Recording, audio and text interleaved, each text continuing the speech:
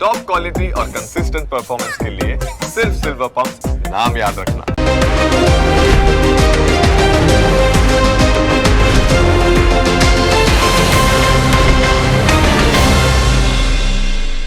Presented by trade bulls. अब trading सबके बस की बात है।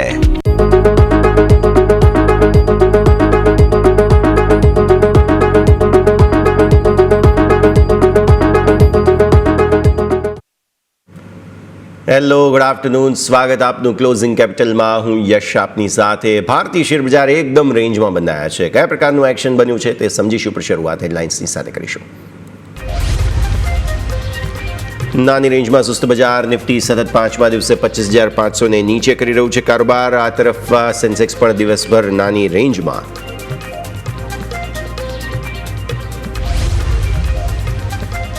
નિફ્ટી બેંક 200 પોઈન્ટ વધી 57,100 પાર. કોટક મહિન્દ્રા બેંકમાં 3.5% વધુની તેજી. એસબીઆઈ આઈસીઆઈસીઆઈ બેંક તરફથી બજારને ટેકો.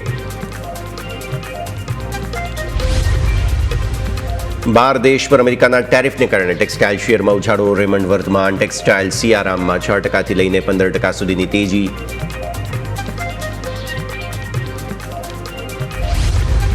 કેટલીક સરકારી કંપનીઓમાં જોરદાર તેજી. બીઈએલ, એનટીપીસી, બીપીસીએલ અને એનએચપીસીમાં 3% સુધીની તેજી. તો અન્ય પીએસયુ શેરમાં પણ સારી તેજી સાથે કારોબાર.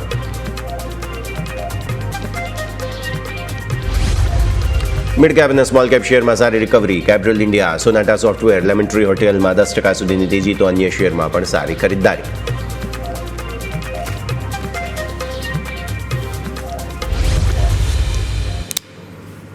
આવો સીધા આપને અત્યારે ફિલહાલ માર્કેટના હાલચાલ જણાવી દઈએ. જે દિવસની શરૂઆતમાં હતા તે અત્યારે પણ છે. એટલે કે એકદમ ફ્લેટિશ કારોબાર જોવા મળી રહ્યો છે. નિફ્ટીમાં નથી કોઈ રેન્જ કંઈ ખાસ. સેન્સેક્સ એક્સપાયરીના દિવસે એકદમ ફ્લેટ છે 83,500 પર. બેંક નિફ્ટી અત્યારે 57,100 ને ઉપર, એટલે કે 57,000 ને ઉપરનું ક્લોઝ આપવાની પૂરી કોશિશ કરી રહ્યું છે.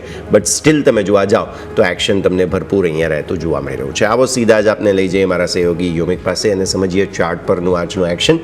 યોમિક, ગુડ આફ્ટરનૂન.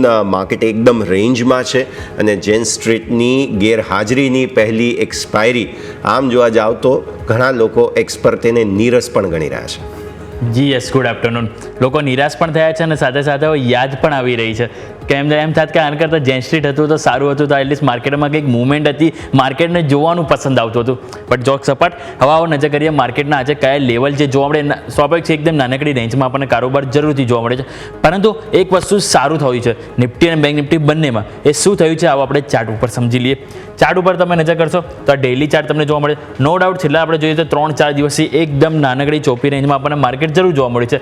પરંતુ છેલ્લા 3 દિવસથી હાયર લો ફોર્મેશન આપણે નિફ્ટી અને બેંક નિફ્ટી બંનેમાં જોવા મળ્યું છે. સૌથી પહેલાં તમે અહીંયાથી નજર કરો, રાઈટ, તો નિફ્ટીમાં તમે સૌથી પહેલાં જુઓ તો અહીંયાથી આપણે આ શુક્રવાર જ્યારે તમે 10 એક્સપોનેન્શિયલ મૂવિંગ એવરેજ સપોર્ટ લઈને તમે ઉપર આવ્યો. બીજું તમે નજર કરો અહીંયાથી તમે સોમવાર, ત્યારે પણ તમે જો એકદમ નાની રેન્જમાં જોવા મળ્યો. પરંતુ શુક્રવારના લો કરતાં તમે ઓછો લો બનાવ્યો અને હાઈ કરતાં તમે ઉપર હાઈ બનાવ્યો. ક્લિયર? બીજું તમે અહીંયા નજર કરો, આજે પણ તમે ગઈકાલનો લો તમે અહીંથી બ્રેક નહીં કર્યો અને તમે એનાથી પણ ઉપર આવ્યા. ગઈકાલે તમે 489નો હાઈ બનાવી દો, આજે તમે 495નો હાઈ બનાવ્યો. એટલે એ જ કારણથી તમે જુઓ તો ઓવરઓલ ડેઇલી ચાર્ટમાં તો આપણને વ્યૂ પોઝિટિવ જ જોવા મળી રહ્યો છે. સારી વસ્તુ એ છે કે 10 એક્સપોનેન્શિયલ મૂવિંગ એવરેજ રિસ્પેક્ટ મળી રહ્યું છે. એ પણ ધીરે ધીરે હવે તમારી નજીક આવી રહી છે. ગઈકાલે આપણે જોયું તો 25,387 હતું. હવે તમારી 10 એક્સપોનેન્શિયલ મૂવિંગ એવરેજ આવી ગઈ 25,400 ઉપર. એટલે પહેલો સપોર્ટ તમારા માટે રહેશે 25,400. કોઈ કારણસર જો આ સસ્ટેન ના થાય, રાઈટ, જે રીતે આપણા ઉપલા સરથી દબાણ આવી રહ્યું છે 25,500 પર કોલ રાઇડર્સ હેવી થઈ રહ્યા છે, જો હજુ પણ યથાવત જોવા મળે તો ચાન્સીસ રહે કે એક વખત આપણને 25,400 પણ બ્રેક થતું જોવા મળી શકે છે. પરંતુ જ્યાં સુધી આ ના જોવા મળે ત્યાં સુધી સ્વાભાવિક છે કે આપણે મંદી ના કરવી જોઈએ અને તેજી ક્યાં સુધી ના કરવી જોઈએ, ત્યાં સુધી તમારું 25,500 આ લેવલ તમારું ક્રોસ ના થાય ત્યાં સુધી. ક્લિયર? તો અહીંયા સૌથી પહેલું રેઝિસ્ટન્સ તમારા માટે આવશે એ છે 25,500. એની ઉપર તમને નવી તેજી જોવા મળશે. પરંતુ એ ક્યાં સુધી? 25,600 સુધી જોવા મળશે. કારણ કે આપણે જોયું તો લાસ્ટ વીક આપણને 3 થી 4 વખત 25,600 હતું કે જે અહીંથી દબાણ આવ્યું, જ્યાંથી તમે નીચે આવ્યા. હવે 25,500 તમારા માટે છે, જે હાલ દબાણ સાબિત થઈ રહ્યું છે. એટલે કે નવી ફૂલ સ્પોન્સર તેજી તમને આ બે લેવલ ક્રોસ કરશો એ બાદ જ થશે. ત્યાં સુધી આપણને એકદમ નાનકડી રેન્જમાં કારોબાર જોવા મળશે. બીજું નીચે વાત કરી 25,400 તમારો મેઇન સપોર્ટ, એ જો તમારું બ્રેક થાય તો એક વખત તમને આ તમારું સેકન્ડ સપોર્ટ છે આવતું જોવા મળી શકે અને એ છે તમારું 25,227 એટલે કે આ કેન્ડલ આવશે કે જ્યાંથી તમે અહીંથી ફાઇનલી જે તમારો અવરોધ હતો એને ક્રોસ કરીને તમે તેજી તરફ ગયા. એટલે કોઈ કારણસર જો આ તમારું સસ્ટેન ના થાય તો અહીંયાથી તમે અહીંયા આવતા જોવા મળી શકે છે.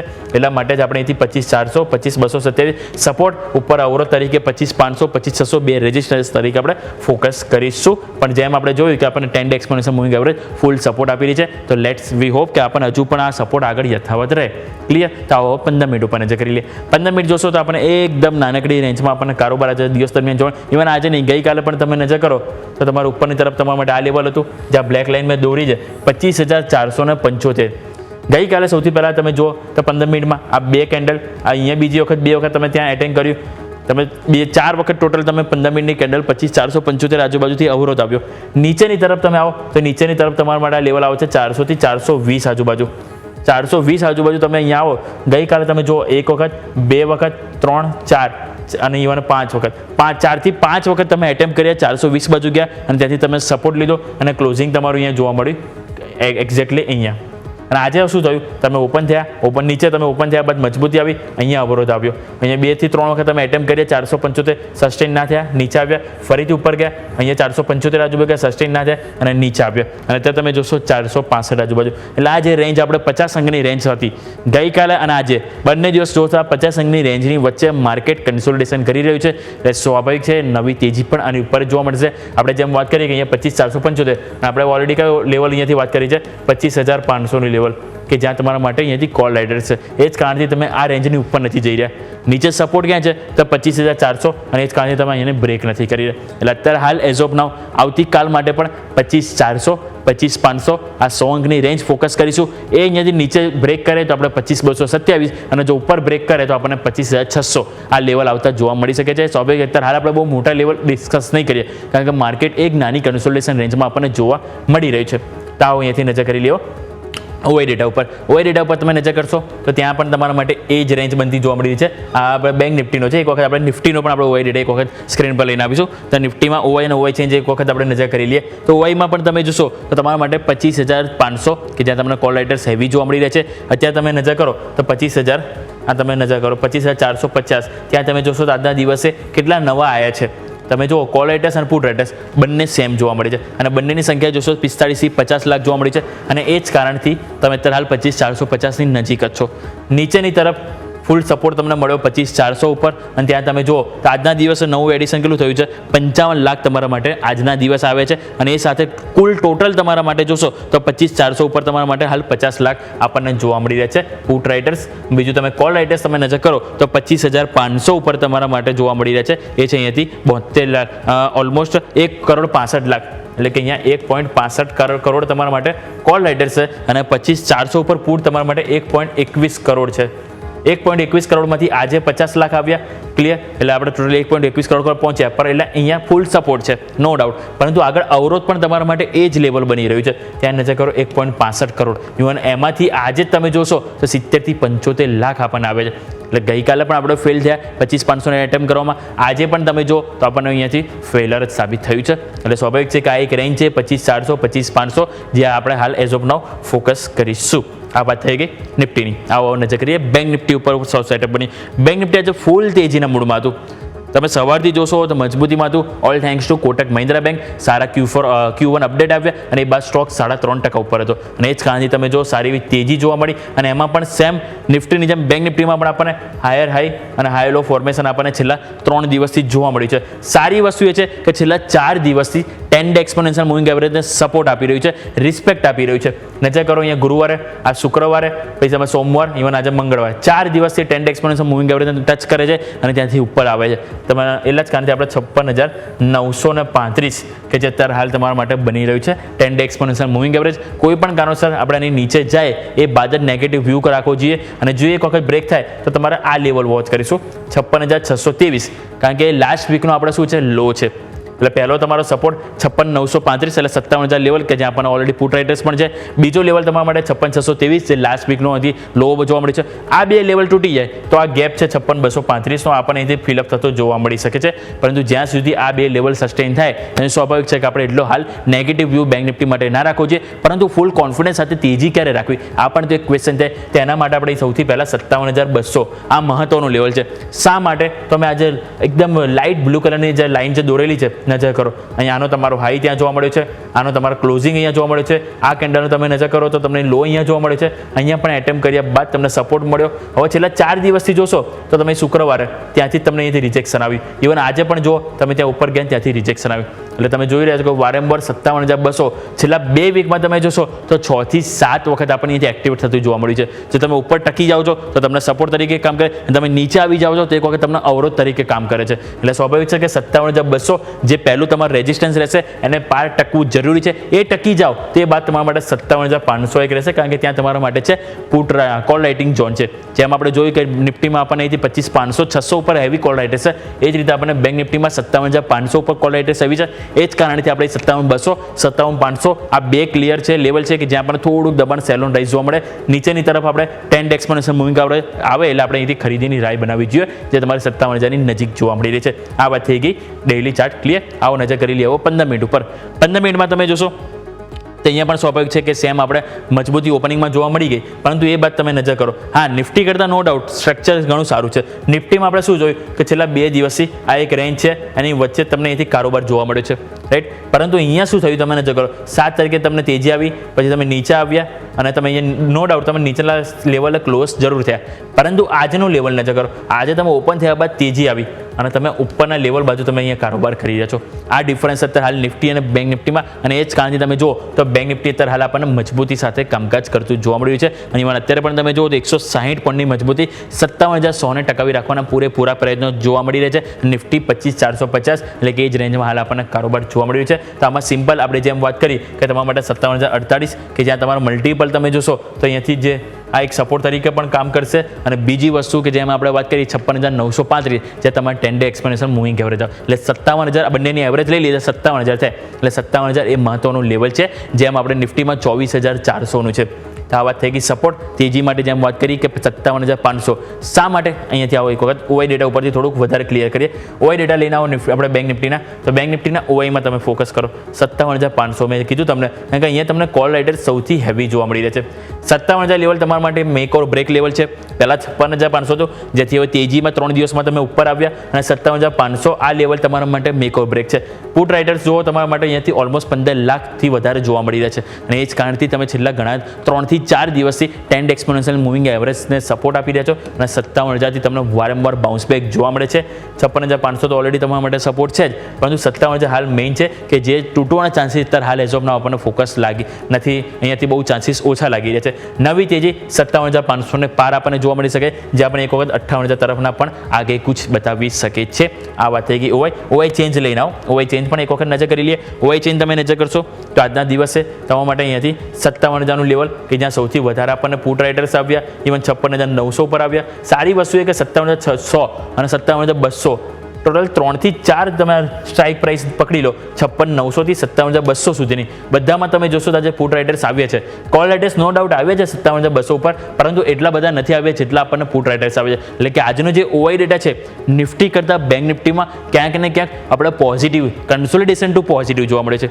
નિફ્ટીમાં શું જોવા મળે છે? કન્સોલિડેશન જ જોવા મળી રહ્યું છે, નથી બહુ પોઝિટિવ નથી બહુ નેગેટિવ, પરંતુ તમે નજર કરો તો અહીંયાથી બેંક નિફ્ટીમાં આપણને કન્સોલિડેશન ટુ પોઝિટિવ સાઇડ ધીરે ધીરે આપણને ડેટા જતો જોવા મળે છે. એટલા માટે હજુ પણ આપણે હોપ એ જ રાખીશું કે અહીંયા પણ આગળ જતાં આપણને અહીંયાથી નિફ્ટી કરતાં બેંક નિફ્ટી એ પરફોર્મન્સ સારું કરે એવા ચાન્સીસ વધારે આપણને જોવા મળી શકે છે. ઇવન આજે પણ તમે જુઓ તો આપણને દિવસ દરમિયાન તેજી પૂરેપૂરી આપણને ટકતી જોવા મળી છે, અને એ જ કારણથી આપણે બેંક નિફ્ટીમાં જેમ લેવલ વાત કરી કે 57,000 લેવલ છે કે જે સપોર્ટ ફૂલ આપી રહ્યું છે, આગળ પણ આપણે સપોર્ટ તરીકે અહીંયાથી ફોકસ કરીશું. નવી ફૂલ કોન્ફિડન્સ સાથે તેજી આપણને 57,200 અને 57,500 આ બે લેવલ છે કે જેને ક્રોસ સતત જોવા મળી શકે છે. અને નિફ્ટીમાં જેમ વાત કરી કે આપણે 25,400 જે આપણને 10 day exponential moving moving average છે, પુટ રાઇટિંગ ઝોન છે જે સપોર્ટ તરીકે કામ કરશે, નવી તેજી 25,500 કે જેને ઉપર જઈએ એ બાદ જ આપણને જોવા મળી શકે છે. યસ.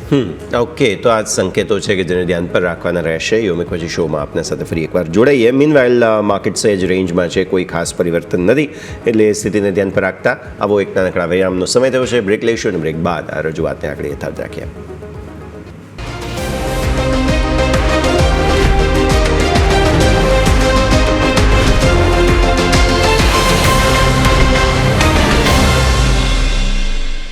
બ્રેક બાદ આપનું સ્વાગત છે. આગળ વધીએ અને હવે ભારતીય માર્કેટ્સ પર તમે નજર કરી રહ્યા છો. સોફા રેન્જમાં કોઈ પરિવર્તન ખાસ થયું નથી અને નિફ્ટી એ જ લાલ નિશાનમાં રહી રહ્યું છે. સેન્સેક્સમાં એક થોડું એજ છે, પણ એ જ 83,500 અત્યારે એક હર્ડલ બનતું જોવા મળી રહ્યું છે અને લગભગ હવે અહીંયાથી બહાર ક્યાંય જઈશું નહીં તેવું લાગે છે. કોઈ સ્પાઇક લગભગ બાકી બચ્યા નથી અને ક્લિયરલી જ્યારે માર્કેટમાં ટોપ મેન્યુપ્યુલેટર્સ નથી ત્યારે માર્કેટ જે છે તે ઓપ્શન સેલર્સના હાથમાં અત્યારે છે અને ઓપ્શન સેલર્સે ડિસાઇડ કરેલું છે કે આજે 83,500 ઉપર સેન્સેક્સને એક્સપાયરી નહીં આપવા દઈએ અથવા તો ત્યાં જ આપવા દઈશું ને એ જ થઈ રહ્યું છે. સોફાર લગભગ બધા જ પ્રોડક્ટ્સ જે ઓપ્શન્સના છે, કોલ્સ હોય કે પુટ્સ હોય, બધા જ બ્લીડ થઈ રહ્યા છે અને બધા પોતપોતાના પ્રીમિયમ ગુમાવી રહ્યા છે. કોઈ પણ સ્ટ્રાઇક હોય બધી જ જગ્યાએ આ જ પરિસ્થિતિ બનતી જોવા મળી રહી છે. ઇવન બેંક નિફ્ટી, જેમ યોમિક કહી રહ્યા હતા કે એક ચાન્સ હતો બેંક નિફ્ટી પાસે આજે, પરંતુ ઓલ થેન્ક્સ ટુ નિફ્ટી અને સેન્સેક્સ, માફ કરશો, મેઇન તો સેન્સેક્સની એક્સપાયરી, તેના કારણે થઈને અત્યારે ફિલહાલ મેજર પ્રોફિટ બુકિંગ અથવા તો ગણો કે તમે રેન્જમાં રહેવાની કોશિશ, અને બેંક નિફ્ટી એના કારણે બ્રેકઆઉટ ન કદાચ બતાવી શક્યો, તે પણ એક રીઝન. નજર તમે મિડ કેપ અને સ્મોલ કેપ પર કરો. આજે જરા માહોલ બગડેલો છે. અહીંયા 0.5% આસપાસની વેચવાલી, થોડી ઓછી વેચવાલી મિડ કેપમાં છે. સ્મોલ કેપની અંદર 5%થી થોડી વધુની, એટલે કે 0.35% આસપાસની વેચવાલી અહીંયા છે. સો મિડ કેપ સ્મોલ કેપનું મૂડ ખરાબ છે આજે. તે સ્ટોરી ડેફિનેટલી આપણે હાઇલાઇટ કરવી જોઈએ. અને આ સિવાય વોલ્ટિલિટી ઇન્ડેક્સ આજે એક સ્પાઇક બતાવ્યા બાદ પ્રોફિટ બુકિંગ બતાવી રહ્યો છે. વિક્સ 12.71, 12.06 રેન્જ આ બની છે અને આજે સતત બીજો દિવસ બનશે જો 12ને નીચે આપણે જઈશું. તો ગઈકાલે ગયા હતા, આજે સોફાર ગયા નથી, પણ વિક્સ જેમ ઘટતો જશે તેમ આપણને વધારે ક્લેરિટી મળતી જશે. પણ હાલની સ્થિતિને જોતા તો એવી કોઈ ખાસ એક્શન બની નથી. પરંતુ સ્ટોરી આજે જે મેઇન હાઇલાઇટ થઈ રહી છે તે છે સરકારી સ્ટોક્સમાં તેજી. એટલે CPSE અને PSE સ્ટોક્સના ટોપ ગેઇનર્સ એક વખત આપણે નજર કરવા છે હવે, કારણ કે CPSE અને PSE આ બે સેક્ટોરિયલ ઇન્ડેક્સ એવા છે કે જેની અંદર સરસ મજબૂતીનું એક્શન તમને અહીંયાથી આવતું જોવા મળી રહ્યું છે. એટલે 0.5% આસપાસની મજબૂતી CPSEમાં છે, PSEની અંદર 0.5%થી વધુની મજબૂતી છે. સરકારી સ્ટોક્સ બેઝિકલી યોમિક આજના દિવસે ચાલ્યા છે, એટલે આના જ ટોપ ગેઇનર્સ પર આપણે નજર કરી લઈએ, બીકોઝ ટોપ ગેઇનિંગ સેક્ટર આજે સરકારી કંપનીઓ છે. જે બિલકુલ યસ, આજે આપણે જોયું તો માર્કેટમાં થોડોક સપોર્ટ આપણને સરકારી સ્ટોક તરફથી જ જરૂરથી જોવા મળ્યું છે. હવે આજે ટોપ ગેનરમાં જો આપણે નજર કરીએ તો સૌથી પહેલાં આવે છે NHPC. અહીંયા નજર કરો તો 0.4%ની મજબૂતી જોવા મળી રહી છે. NTPC તમે જુઓ ત્યાં પણ 0.5%ની મજબૂતી જોવા મળી રહી છે. BPCL છે, PFCL કે પાવર ફાઇનાન્સ. બીજું તમે નજર કરો તો અહીંયાથી હિન્દ પેટ્રો, ઓઇલ ઇન્ડિયા, બેલ, પાવર ગ્રીડ, આ બધા સ્ટોક છે જે મજબૂતી સાથે આજે કામકાજ કરી રહ્યા છે. કમજોરીમાં જોઈએ તો માત્ર 5-6 સ્ટોક છે ને એમાં પણ એટલી કોઈ ખાસ કમજોરી નથી. IOC જે આપણને -0.10% જોવા મળી રહી છે. NMDC ત્યાં પણ 5% નજીક કમજોરી છે. કોલ ઇન્ડિયા 0.5% નીચે છે. HCL અહીંયા 0.5% સ્ટોક નીચે છે અને IRFC અને RBNL આ બંને સ્ટોકમાં આપણને 0.5%થી 1%ની કમજોરી છે. પરંતુ ઓવરઓલ આપણે જોઈએ તો 60% થી 70% આપણને નિફ્ટી PSEમાં મજબૂતી સાથે જ કામકાજ કરતા જોવા મળી રહ્યા છે. બીજું આપણે જો નજર કરીએ તો PSEની સાથે સાથે આપણને બીજા મજબૂતીમાં જોવા મળે છે. ઇવન નિફ્ટી સર્વિસ પણ તમે જો તો આજે સારી એવી મજબૂતી સાથે આપણને કામકાજ કરતું જોવા મળી રહ્યું છે. અને બીજું જો બીજા સેક્ટરે આપણે એક વખત નજર કરી લઈએ તો આપણે એક નિફ્ટી ફાઇનાન્શિયલ સર્વિસીસ તમે જો ત્યાં પણ મજબૂતી જોવા મળે, કારણ કે બેંકની સાથે તમે જો તો ઓવરઓલ બીજા ફાઇનાન્શિયલ સ્ટોક છે ત્યાં પણ મજબૂતી યથાવત છે. ઇવન આજે રિયલ એસ્ટેટ તમે જો તો ઘણા ટાઈમ આપણને નફા વસૂલી જોયા બાદ આજે અહીંયા પણ ખરીદારી જોવા મળી છે. એક વખત કમ્પોનન્ટ ઉપર નજર કરીએ નિફ્ટી રિયલ્ટીમાં કે ત્યાં આપણને બ્રિગેડ એન્ટરપ્રાઇઝ 3%ની મજબૂતી ત્યાં જોવા મળી રહી છે. બીજું તમે નજર કરો ફિનિક્સ મિલ્સ, અહીંયા પણ મજબૂતી સાથે કામકાજ જોવા મળે છે. 0.2%ની મજબૂતી છે. અનંત રાજ તમે જો ત્યાં પણ 1.5% સ્ટોક ઉપર છે. પ્રેસ્ટીજ એસ્ટેટ, DLF, શોભા, ઓબેરો રિયલ્ટી આ બધા સ્ટોક મજબૂતીમાં છે. માત્ર એક એક સ્ટોક છે જે નેગેટિવ કામકાજ કર્યું છે અને એ પણ 0.5% અને છે મેક્રોટેક ડેવલપર્સ કે અહીંયા તમે જુઓ તો મામૂલી 0.5%ની કમજોરી સાથે 1370 ઉપર અત્યારે હાલ આપણને કામકાજ કરતું જોવા મળી રહ્યું છે. પરંતુ સ્વાભાવિક છે કે મિડ કેપ અને સ્મોલ કેપમાં થોડું દબાણ આવ્યું એના કારણે આપણને સેક્ટરમાં પણ મિક્સ કામકાજ કરતું જોવા મળી રહ્યું છે. યસ, તમે ફિન નિફ્ટીની વાત કરી, તેના ટોપ ગેઇનર્સ પર જો આપણે નજર કરીએ તો all thanks to Kotak bank, because Kotak bank આજે સૌથી સરસ મજબૂતીમાં હતો. 3%થી વધુની મજબૂતી સાથે અહીંયા કારોબાર છે. ત્યારબાદ આવે છે HDFC EMC કે જે 2%થી વધુની મજબૂતી આજના દિવસે બતાવતો જોવા મળ્યો. ફાઇનાન્સ સ્ટોક્સની અંદર તેજી પરિણામ પહેલાં આવવી તે ડેફિનેટલી ખાસ અહીંયા ચર્ચા આપણે કરીશું આગળ, આપણે એક્સપર્ટ જોડાય એટલે. પણ આ સિવાય તમે જોશો PFC આ પણ ફાઇનાન્સ કંપનીઓમાંથી એક છે અને સરકારી કંપની પણ છે. તો આજના દિવસે ડેફિનેટલી કંઈક એક્શન બન્યું છે PFCમાં. SBI કાર્ડ સારી તેજી જોવા મળી છે આજે, ઓલમોસ્ટ 1% આસપાસની. ICICI general insurance no doubt. ફિન નિફ્ટીમાં પ્રોફિટ બુકિંગ પણ છે. એક્સિસ બેંક એક જુઓ તમે આજના દિવસે પ્રોફિટ બુકિંગ છે લગભગ અહીંયા 1.5% આસપાસનું. સિવાય મુથુટ ફાઇનાન્સની અંદર 0.5% આસપાસનું પ્રોફિટ બુકિંગ છે. LIC હાઉસિંગ ફાઇનાન્સ અને શ્રીરામ ફાઇનાન્સની અંદર પણ પ્રોફિટ બુકિંગ છે. શ્રીરામ ફાઇનાન્સ તમે કદાચ જોવા જાઓ ને તો નિફ્ટીના વર્સ્ટ પરફોર્મર્સ 1-2 મહિનાની અંદર તમને જોવા મળશે, બિકોઝ અહીંયા એક ટ્રેક્શન આવવું જોઈએ તે આવતું નથી. ઇવન NBFCsમાં પણ જોવા જાઓ ને તો વર્સ્ટ પરફોર્મર્સમાંથી એક કદાચ શ્રીરામ ફાઇનાન્સ મે બી પોસિબલ છે કે તમને આવતો જોવા મળે. તો આ સ્થિતિને પણ તમારે ધ્યાન પર રાખવી જોઈએ. તો આપણે વાત કરી દીધી ફિન નિફ્ટીની કે જેની અંદર પણ આજના દિવસે એક્શન ભરપૂર રહેતું જોવા મળી રહ્યું છે. પણ ટોપ લૂઝિંગ સેક્ટર પર જો નજર કરીએ તો તે છે નિફ્ટી કન્ઝ્યુમર ડ્યુરેબલ. અહીંયા તમે જોવા જાઓ ને તો મેજર પ્રોફિટ બુકિંગ આવતું જોવા મળેલું છે કન્ઝ્યુમર ડ્યુરેબલ્સની અંદર. અને જે રીતે કન્ઝમ્પશનની સાથે જોડાયેલી એક થીમ છે તેના હિસાબે મેઇન પ્રોફિટ બુકિંગ અહીંયા આવતું જોવા મળેલું છે. ત્યારબાદ ફાર્મા તમે જુઓ, ફાર્માની અંદર પણ મેજર પ્રોફિટ બુકિંગ આવતું જોવા મળેલું છે. જેમાં આ એક એવું સેક્ટર છે કે જેમાં કોઈ ક્લેરિટી નથી આવી રહી અને ટ્રમ્પ સાહેબ ગમે ત્યારે આવીને જો કોઈ ટેરિફ સ્વરૂપી મિસાઇલ છોડી દેશે તો શું થશે તે એક ચિંતાના ભાગ સ્વરૂપે મે બી પોસિબલ છે કે ખાસ ફાર્મા અત્યારે ફિલહાલ પ્રોફિટ બુકિંગ બતાવતું જોવા મળેલું હોય. ટોપ લૂઝર્સ યોમિક આપણે ફાર્માના જોઈ લઈએ, બિકોઝ આજે ટેન્શન છે આ સેક્ટરમાં. જી બિલકુલ, આજે આપણે જોઈએ તો નિફ્ટી ફાર્મામાં પણ આપણને થોડુંક દબાણ જોવા મળે છે, પરંતુ અમુક સ્ટોક તમે જુઓ તો આજે પણ મજબૂતી સાથે કામકાજ કરી રહ્યા છે. નિફ્ટી ફાર્મા તમે જુઓ તો ટોટલ આપણને 20માંથી 5 સ્ટોક હજુ પણ મજબૂતીમાં છે આજે. એક તો નેટકો ફાર્મા કે આપણે જોયું વારંવાર આપણે અહીંથી ગઈ સાથે પણ ચર્ચા કરી છે, તેઓ ઘણા પોઝિટિવ રિવ્યૂ આપે છે. અત્યારે સ્ટોક જો 1%ની નજીક આપણે 981 ઉપર કામકાજ કરી છે. Mankind pharma, Glen pharma, Divi's lab અને ઇપ્કા લેબ ટોટલ 5 સ્ટોક છે જ્યાં 0.5%થી વધારે મજબૂતી જોવા મળી છે.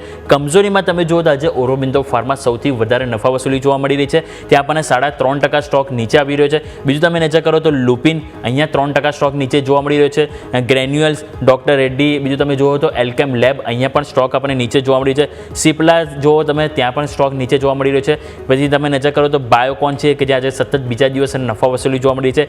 ટોરેન્ટ ફાર્મા અહીંયા પણ આપણને એક રેન્જ બાઉન્ડ 1%ના ઘટાડા સાથે કારોબાર જોવા મળી છે. સન ફાર્મા, લોરસ લેબ આ બધા સ્ટોક છે કે જ્યાં આજે આપણને કમજોરી સાથે કામકાજ કરતું જોવા મળી રહ્યું છે. પરંતુ જેમ આપણે વાત કરી દિવિસ લેબ કે જેમાં આજે આપણને નવા રેકોર્ડ હાઈ પણ બન્યા છે અને સ્ટોકમાં સારી એવી તેજી આપણને બનતી જોવા મળી રહી છે. અને આવું જ એક ફાર્મા સાથે જોડાયેલો છે હેલ્થકેર જે છે અપોલો હોસ્પિટલ, અહીંયા પણ નો ડાઉટ ઉપલા સ્તરથી આપણને વેચવા લાવી, પરંતુ અહીંયા પણ આપણને નવા રેકોર્ડ હાઈ બનતા જોવા મળ્યા છે. તો વ્યૂ આ પ્રમાણે અહીંયાથી ખાસ બનતો જોવા મળી રહ્યું છે. નજર રાખીએ ફાર્મા સ્ટોક્સ આ બધા જ અત્યારે ફિલહાલ એક્શન બતાવતા આપણને જોવા મળી રહ્યા છે.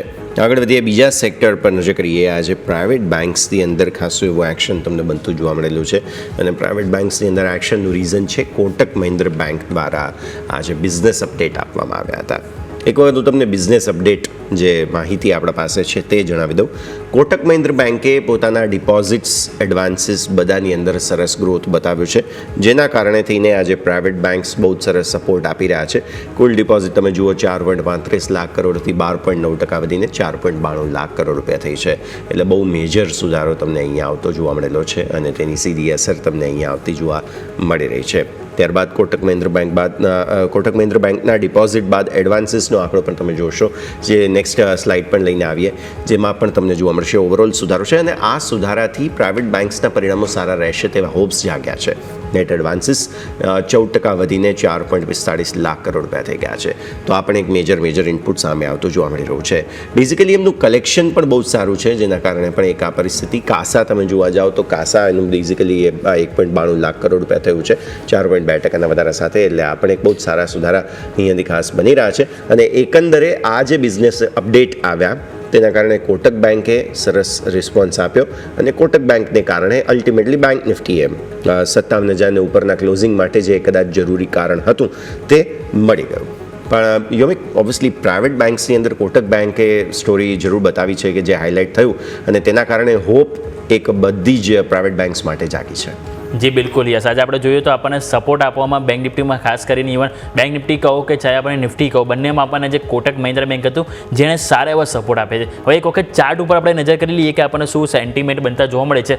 તો લાસ્ટ વીક આપણે જોઈએ તો આપણને સ્ટોકમાં કોટક મહિન્દ્રા બેંકમાં 3.54% એટલે કે 3.5% આપણને કમજોરી જોવા મળી હતી. અને હજી તમે જો હજી અઠવાડિયામાં જે આપણને 2 દિવસ છે 2 દિવસમાં તમે 4.25% ઉપર છો અઠવાડિયે. એટલે કે તમારે જે લાસ્ટ વીકની જે નેગેટિવ કેન્ડલ બની હતી એને પણ તમે પાર કરી દીધી, એટલે પોઝિટિવ સેન્ટિમેન્ટ બની રહે છે.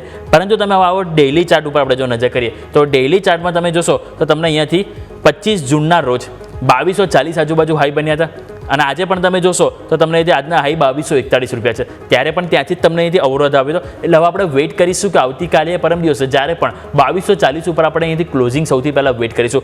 જો એ ક્લોઝિંગ આપણને અહીંથી આવતું જોવા મળે તો આપણે અહીંયાથી એપ્રિલ મહિનામાં આપણે જોઈએ તો એક્ઝેક્ટ આપણને 23 એપ્રિલના રોજ 2300 રૂપિયાના આપણને હાઈ બનતા જોવા મળે છે. ઓલમોસ્ટ 2305 રૂપિયા આજુબાજુ એ હાઈ આપણને ફરીથી જોવા મળી શકે. પરંતુ એની પહેલાં આપણે શું વાત કરી 2240ના જે આપણે જે હાઈ બન્યા હતા જૂન મહિનામાં એ વેઇટ કરીશું કે એની ઉપર આપણને ક્લોઝિંગ મળે. નો ડાઉટ આજે આપણને ટચ કર્યું પરંતુ ક્લોઝિંગ નથી આવ્યું, એટલે આપણે પહેલાં ક્લોઝિંગની રાહ જોઈશું. ક્લોઝિંગ આવે એ બાદ આપણને 2310 સુધીના લેવલ માટે અહીંથી એક વખત આપણે અહીંથી આવતા જોવા મળી શકે છે. યસ, આ બધાની વચ્ચે થોડું ફરી એકવાર મજબૂતીનો ચમકારો આપવાની કોશિશ માર્કેટ્સ કરી જરૂર રહ્યા છે.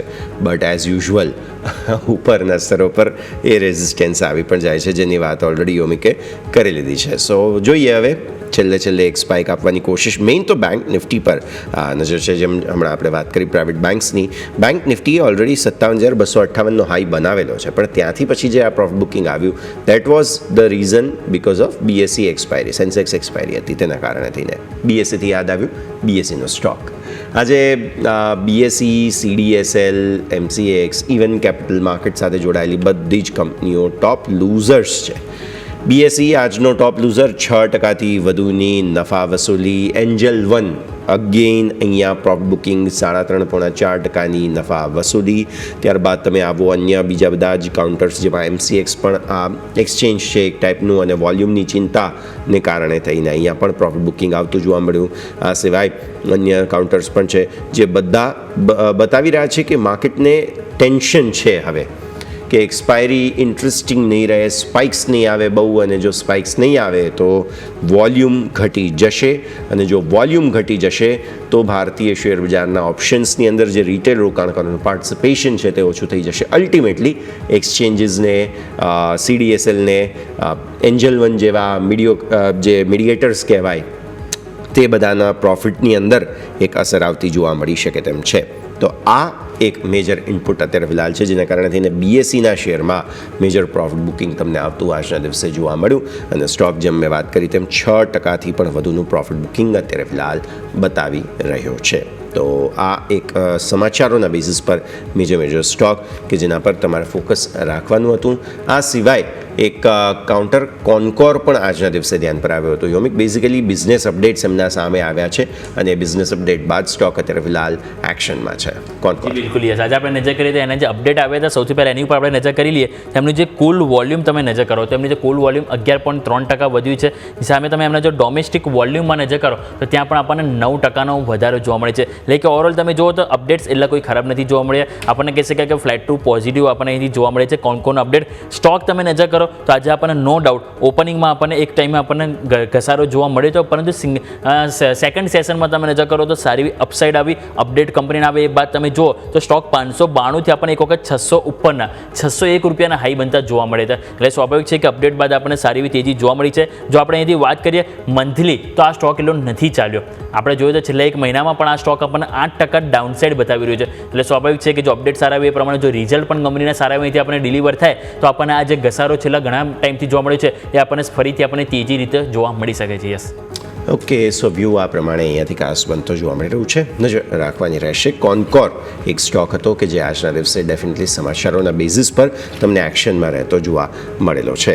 આ તરફ તમે નજર કરો, માર્કેટ ડેફિનેટલી થોડું એક હવે છેલ્લે કેમ કે કોલ રાઇટર્સ આટલા વખતથી અગ્રેસિવ હતા અને ઓલરેડી પ્રાઇસ જે છે તે લિનિયર મૂવમેન્ટમાં આવી ચૂક્યા હતા, એટલે કોશિશ કરી રહ્યા છે હવે વધારે આગળ વધવા માટેની. અને આમ પણ જે ઉપરના સ્તરો પર અવરોધ છે તેને એટલા અટેમ્પ્ટ કર્યા કે હવે તો જો તેજી ન આવે તો પણ એ ક્વેશ્ચન થાય ઓબ્વિયસલી. તો આ સ્થિતિની અંદર એ પણ ધ્યાન પર રાખવું જરૂરી છે. ડેફિનેટલી એક સ્પાઇક આવી જરૂર રહી છે અને ઇનફેક્ટ ડેઝ હાઈને અટેમ્પ્ટ કરવાની કોશિશ મે બી પોસિબલ છે કે નિફ્ટી અહીંયાથી કરવાની આગળ કરે. તો એ એક સ્થિતિ તમે ધ્યાન પર રાખો. ઇનફેક્ટ આપણે આજના હાઈ જે છે તે જોઈ પણ લઈએ. 495 25,000 માફ કરશો 495 છે. હવે જોઈએ કે ત્યાં આગળ સફળતા કેટલી મળે છે. અત્યારની સ્થિતિમાં પહેલાં એક શરૂઆત જે છે તે સારી કરવાની જરૂર થઈ રહી છે. ઓલમોસ્ટ 3 વાગ્યાનો સમય થઈ ગયો છે, એટલે હવે છેલ્લું જે એક્સપાયરી રિલેટેડ સ્પાઇક્સ જે આવવાની હોય તે ફાઇનલ મૂવમેન્ટ આવી રહી છે. હું તમને લાઈવ ઓપન ઇન્ટરેસ્ટનો કાઉન્ટ પણ કહી દઉં, કેમ કે આવતીકાલે બુધવાર છે હજુ, અને 25,500 પર બમ્પર અત્યારે ફિલહાલ કહો તેવી ઓપન ઇન્ટરેસ્ટ છે. 1.56 કરોડ 3 દિવસ પહેલાં. ગુરુવાર આખો, બુધવાર અને આજે મંગળવાર હવે પૂરો થયો, પણ આજના દિવસની શરૂઆતથી જ તમે જુઓ તો 25,500 પર બહુ અગ્રેસિવ કોલનું બિલ્ટઅપ હતું. ઇવન નો ડાઉટ પુટ પણ આવ્યા છે 25,500 પર, પણ 25,400 પર પુટનો સારો ઓવાઈ આવેલો છે. 25,400 પર આજે 54 લાખ પુટ આવ્યા છે. 25,500 પર 67 લાખ કોલ આજના દિવસે આવેલા હતા, જેમાં એક્શન તમને અત્યારે ફિલહાલ ભરતું બનતું જોવા મળ્યું. આવી રીતે તમે જુઓ બેંક નિફ્ટી, બીકોઝ જો સેન્સેક્સની એક્સપાયરીના ઓવાઈની વાત કરવાનો કોઈ પોઈન્ટ નથી, પણ મેં આજે સવારે તમને હાઇલાઇટ કર્યું હતું કે 56,000 બેઝિકલી એ જગ્યા છે કે જેને પ્રોટેક્ટ કરવાની કોશિશ કરી. 56,500 મેં કહ્યું હતું કે એ બહુ જ સરસ જગ્યા છે. આજના લો તમે જુઓ 56,923ના છે, અને આપણે તમને યાદ હોય તો 2 દિવસ પહેલાં વાત કરી પણ હતી કે 56,650 જે બેઝ લાઇન છે એ હવે આ મહિનામાં નહીં આવે, અને એ બોલ્ડ ક્લેમ જે છે તે હવે સાચો પડતો જોવા મળી રહ્યું છે. એકદમ જબરદસ્ત એક્શન તમને જે છે તે બેંક નિફ્ટીમાં આવતું જોવા મળી રહ્યું છે. જુઓ, બેંક નિફ્ટી રેકોર્ડ હાઈ તરફ આગળ વધી રહ્યો છે. 57,258 પર નિફ્ટી પોતાના ડેઝ હાઈને ઓલમોસ્ટ અપ્રોચ કરી રહ્યું છે અહીંયાથી. એ સ્થિતિને પણ તમારે સાથે ધ્યાન પર રાખવું જરૂરી બની રહ્યું છે. હવે ઓપન ઇન્ટરેસ્ટની વાત કરીએ. 57,000 પર કોલ રાઇટર્સ ઊભા છે અહીંયાથી. તે છે લગભગ 14 લાખ પુટ છે અને 11.72 લાખ, એટલે કે ઓલમોસ્ટ 12.5 લાખ કોલ છે. મતલબ સાફ છે કે તમારા માટે થઈને અહીંયાથી આગળ ફર્ધર એક્શન મે બી છે પોસિબલ જોવા મળી શકે છે. તો આ સ્થિતિને તમે ધ્યાન પર રાખો. સૌથી પહેલાં બાય ધ વે અત્યારે આપણે વાત કરી રહ્યા છીએ ત્યારે માર્કેટ્સ 25,500 ને સ્પર્શી રહ્યા છે. યોમિક આપણે હમણાં જ વાત કરી રહ્યા હતા કે 25,500 ને ઉપર જવાની પૂરી કોશિશ કરી. ઇવન જુઓ બેંક નિફ્ટીએ પાર્ટિસિપેટ સરસ કર્યું. જરા સેક્ટર સ્પેસિફિક રોટેશન જોઈ લઈએ. રિયલ એસ્ટેટે આગળ વધ્યું છે. CPSE PSE આમ તો નવા કોઈ સેક્ટર એન્ટર નથી થયા. જુઓ તમે તેજીમાં બસ તળિયેથી રિકવર થયા છે, તેના કારણે થઈને આટલી સરસ રિકવરી આવી રહી છે. યોમિક કોઈ સ્ટોક હાઇલાઇટ થઈ રહ્યા હોય તો નિફ્ટીના ટોપ ગેઇનર્સ જોઈ લઈએ, બીકોઝ 25,500 પર છીએ. કઈ સ્ટોક જે આ તેજીમાં અત્યારે હાઇલાઇટ થયા હોય? જે બિલકુલ આજે આપણે જોઈએ તો જેમ સૌથી પહેલાં તો આપણે વાત કરી કોટક મહિન્દ્રા બેંક, જે સૌથી પહેલાં આપણને આજે હાઇલાઇટ થતો જોવા મળ્યું છે. બીજા જો સ્ટોક સ્પેસિફિક તમે નજર કરો તો આજે એરટેલ પણ સારી એવી તેજીમાં હતો. આપણે જોઈએ તો આપણને 2 દિવસ પહેલાં એક બ્રોકરેજ હાઉસ તરફથી પોઝિટિવ રિપોર્ટ આપવામાં આવ્યો હતો. નો ડાઉટ નેગેટિવિટી આપણને જોવા મળી, પરંતુ સ્ટોક તમે જુઓ તો અત્યારે આપણને આજે ફરીથી મજબૂતી સાથે જોવા મળ્યું છે અને 2% તેજી સાથે કામકાજ કરતો જોવા મળે છે. NTPC, એશિયન પેઇન્ટ આ બધા સ્ટોક છે કે જે આજે આપણને વધારે હાઇલાઇટ થતા જોવા મળે છે. પરંતુ સ્વાભાવિક છે કે હવે માર્કેટની હાઇલાઇટ છે એ કઈ દિશા તરફ જશે, તો હવે એના સાથે આપણે શરૂઆત કરીએ. તો એની સાથે આપણે જોડાઈ ગયા છે માર્કેટ એક્સપર્ટ અસીમ મહેતા. અસીમ સર, ગુડ આફ્ટરનૂન. બતાવો સર, આજની હાઇલાઇટ તમે કઈ રીતે જોઈ રહ્યા છો સર? અને આપણે જોઈએ તો હવે માર્કેટ થોડુંક કન્ફ્યુઝન લેવલમાં છે. આપણે જોઈએ તો FIA તરફથી તો કોઈ ખાસ એક્શન હાલ એઝ ઓફ ના આપણને કેશ માર્કેટ અને વાયદા બજાર બંનેમાં એટલે કોઈ ખાસ નથી જોવા મળી. અત્યારે સૌ કોઈનું ધ્યાન છે તો એ છે ગ્લોબલ માર્કેટ ઉપર, એટલે કે ટ્રમ્પ ટેરિફ એક્શન જે ફરીથી આપણને શરૂ થતી જોવા મળી છે.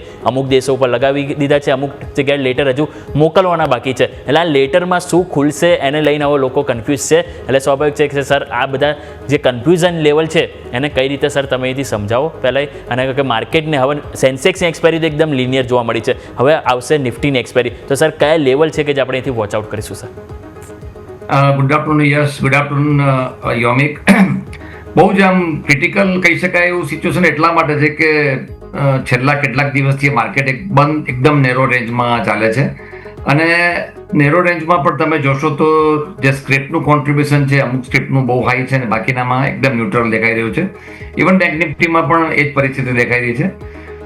કારણની વાત કરીએ તો ચોક્કસ જે આપે કહ્યું કે ટ્રમ્પના ટેરિફના જે ઇમ્પોઝિશનની વાત છે અને વોટ હી વિલ ડુ એ વસ્તુનો ક્વેશ્ચન માર્ક બધા માટે છે. કારણ કે unpredictable things has happen in the world market અત્યારે. અને ગઈકાલે જાપાન અને સાઉથ કોરિયા ઉપર 25% ડ્યુટી નાખી દીધી. બીજી એટલે ઓફકોર્સ 1 ઓગસ્ટથી આવશે ઇમ્પ્લિમેન્ટ. અને બીજી વાત જે છે કે બ્રિક્સના દેશોને 10%ની ડ્યુટી ઇમ્પોઝ થશે. આ બધી વસ્તુ મારો જે અનુભવ છે એ પ્રમાણે નો ડાઉટ જે ઇન્ટરનેશનલ ટ્રેડ કે WHO આપણે જે વાત WTOની જે વાત કરતા હોઈએ છીએ એનું ક્યાંક ને ક્યાંક વાયોલેશન થતું હોય છે. પણ હાલના તબક્કે કદાચ એ બહુ ચર્ચા અસ્થાને એટલા માટે છે કે once the tariff is impose એટલે ઇમ્પોઝ પછી એ ડિસ્પ્યુટ હોય કે it goes to the forum. પણ હવે આપણી વાત કરીએ તો આપણે 9 તારીખની ડેડલાઇન છે અને અત્યાર સુધીમાં જે ઇન્ડિકેશન મળ્યા છે કે નેગોસિએશન ઘણા એડવાન્સ સ્ટેજ ઉપર છે અને આઈ થિંક સમ પોઝિટિવ ક્લ્યુઝ પણ મળી રહ્યા છે. જે ડેરી પ્રોડક્ટ અને પાન પ્રોડક્ટને આ ટેરિફમાંથી બાકાત રાખવાની જે આપણી ડિમાન્ડ છે એ કેટલા અંશે ટ્રમ્પ એક્સેપ્ટ કરશે એ જોવાનું રહેશે. પણ મૂળ મુદ્દે આ એક ટેરિફના મુદ્દાની વાત થઈને એ કારણસર માર્કેટ બહુ જ આમ નેરો રેન્જમાં કારોબાર કરી રહ્યું છે. અને એક લાઇટર ટોનમાં વાત કરીએ તો જે એક મીમ પણ જોયું હતું કે બુલ્સ અને બેર્સ બાજુમાં ઊંઘે છે અને બધા ઉઠાડવાનો પ્રયત્ન કરે છે, એવી પરિસ્થિતિ છે. પણ મને જે બીજું જે મહત્વનું કારણ દેખાઈ રહ્યું છે કે જે છેલ્લા વીકમાં ડેવલપમેન્ટ થયા, જે જેન સ્ટ્રીટના આપણને અહેવાલો મળ્યા ને આઈ મીન જે કહેવાય કે વિધાઉટ એની પેલા પ્રોફિટ એમણે બનાવ્યો છે. પ્રોફિટ થયો એ કદાચ એક આપણે લીગલ એની વાત કરીએ, પરંતુ જે મને થોડુંક પણ જેમ આ મારો પોતાનો ઓપિનિયન છે કે એમાં જે રીતે જે કન્ટ્રી સાથે આપણે જે ટેક્સની ટ્રીટી છે કે જેમાં ટેક્સ નથી લાગતો ત્યાં પ્રોફિટ વધારે છે, જ્યારે જે ઇન્ડિયન જે એમનું યુનિટ છે એમાં આઈધર ઓછો પ્રોફિટ છે અથવા તો એક લોસ બતાવ્યો છે. આ બધી જે વસ્તુ છે ક્યાંક ને ક્યાંક સર્ક્યુલર ટ્રેડિંગને આપણે કરતું એવું લાગી રહ્યું છે. આ એક વસ્તુ છે. એ હવે ઇન્વેસ્ટિગેશનનો અને ડિસ્પ્યુટનો પ્રશ્ન છે. પરંતુ મારું એટલું કહેવું છે કે એક સંસ્થા કે એક ઇન્સ્ટિટ્યૂટ જે આટલું કરતી હોય એના કારણસર માર્કેટ ઉપર આટલી મોટી ઇમ્પેક્ટ આવતી હોય તો થોડું માર્કેટ આપણું શેલો કહેવાય. There is definitely some need to regularize the things કે જેથી કરીને આપણી માર્કેટમાં ડેપ્થ આવે. એટલે હું થોડોક આ બાબતમાં એટલા માટે નેગેટિવ છું કે એક કોઈ પર્ટિક્યુલર એક ગ્રુપ કે કંપનીએ આ કરવાથી આખા જે ફ્યુચર ઓપ્શનના જે એક્ટિવિટી છે એના ઉપર અસર પડેલી છે. સો ક્યાંક ને ક્યાંક સિસ્ટમને મેચ્યોર કરવાની જરૂર છે એવું મારું માનવું છે. તો હવે આવી સ્થિતિમાં આસિમ સર આપણે સ્ટોક સ્પેસિફિક ધ્યાન ક્યાં રાખવું, સેક્ટર સ્પેસિફિક ધ્યાન ક્યાં રાખવું એ પણ જરૂરી બને, કેમ કે હવે માર્કેટમાં વોલ્યુમ થોડા ડ્રાય થઈ જશે. જેમ તમે હમણાં છેલ્લે કહી રહ્યા હતા એમ તે વાત પાકી છે. તો ઓછા વોલ્યુમમાં સેફ રહેવું વધારે જરૂરી છે. આસિમ સર સમજાવો ક્યાં તમારી નજર રહેશે, અત્યારે કયા સેક્ટર્સ ધ્યાન પર રાખવા, કેમ કે રિઝલ્ટ સિઝન પણ આવી રહી છે, એ બધું પણ ધ્યાન પર રાખવું જરૂરી બનશે. આસિમ સર. યસ, એક વસ્તુ ચોક્કસ છે. આપણે જે ફ્યુચર ઓપ્શનની વાત કરીએ એનાથી વોલ્યુમ ઉપર અસર પડેલી છે અને કદાચ આ સમજતા આપણને જે 5-7 દિવસ થશે અથવા એનું કાઉન્ટર ઇફેક્ટ આવે એ પણ જોવાની રહેશે. બટ જો તમે માર્કેટની વાત કરો, હવે આ ફેક્ટરને આપણે સાઈડમાં મૂકી દઈએ ફોર અ વાઇલ, તો માર્કેટનું રિઝાઇલન્સ તો ઘણું સારું છે. ઇવન આપણે જ્યારે ટ્રમ્પના ટેરિફની વાત કરતા હોઈએ કે આ બધી જે ફેક્ટર માર્કેટ ઘણું સ્ટેબલ કહી શકાય જો આપણે નેગેટિવ પોઈન્ટને આપણે વાત કરતા હોઈએ તો. અને જ્યારે ટેરિફની વાત આવતી હોય કે જે આપણા ઇન્ટરનેશનલ ટ્રેડને અસર કરતી હોય એ બધી વસ્તુ હોવા છતાં માર્કેટમાં એવો કોઈ મોટો ક્રેશ જોવા નથી મળ્યો. ઓન ધ કોન્ટ્રી હું માનું છું કે માર્કેટ ઘણું જી સર બસ એક કન્ફ્યુઝન છે કે ભાઈ what is going to happen. જી સર. અત્યાર સુધીના ડેટા, જીએસટીનું કલેક્શન હોય કે ફિસ્કલ ડેફિસિટની વાત હોય, આ બધામાં આઈ એમ એબ્સોલ્યુટલી કમ્ફર્ટેબલ કે ઘણી સારી વસ્તુ આપણને દેખાઈ રહી છે. ખાસ કરીને બેન્કિંગ અને નોન બેન્કિંગ સેક્ટર અને NBFC આ સેક્ટર ઉપર મારું ફોકસ વધારે છે. બીજું પાવર જનરેટિંગ, પાવરની એન્સિલરી, પાવર ડિસ્ટ્રીબ્યુશન, આ બધા ઉપર હું કદાચ પ્રોગ્રામમાં આપણે અગાઉ પણ રિપીટ કરેલું હતું. આ બધા સેક્ટર માટે મારો વ્યૂ પોઝિટિવ છે. આજે જે આપણને એક ન્યૂઝ મળ્યા કે જે બીજી કન્ટ્રી ઉપર ટેરિફ નાખવામાં આવે છે ટેક્સટાઇલમાં, જે ઇન્ડિયામાં નહીં આવે, એના કારણસર આપણને જે ટેક્સટાઇલ સેક્ટરમાં આજે સારું દેખાયું છે, પણ મારી દ્રષ્ટિએ થોડુંક આપણે ટેક્સટાઇલ સેક્ટરમાં નવું બાય કરતા વિચારીશું. લેટથી આપણું ક્લેરિટી આવી જાય પછી કદાચ સેક્ટર ઉપર આપણે ફોકસ કરી શકશું. પણ FMCG will definitely do better in coming months. કારણ એક જ છે, મોન્સૂન સારું છે, વાઇડ સ્પ્રેડ છે અને રૂરલ ડિમાન્ડ ફરીથી પાછી ઇમર્જ થાય એવી શક્યતા છે. એટલે હું એ બાબત માટે બી ઓપ્ટિમિસ્ટિક છું. અને લાસ્ટ કદાચ કહીશ કે ઓટો એન્સિલરી, કે જે ઘણા વખતથી આપણને થોડુંક સબડ્યુડ દેખાયું છે, એમાં પણ સ્પોટ દેખાયું પૂરેપૂરી શક્યતા છે. એટલે યસ, મારું એવું માનવું છે કે આપણે સ્ક્રિપ્ટ સિલેક્ટ કરવી પડશે.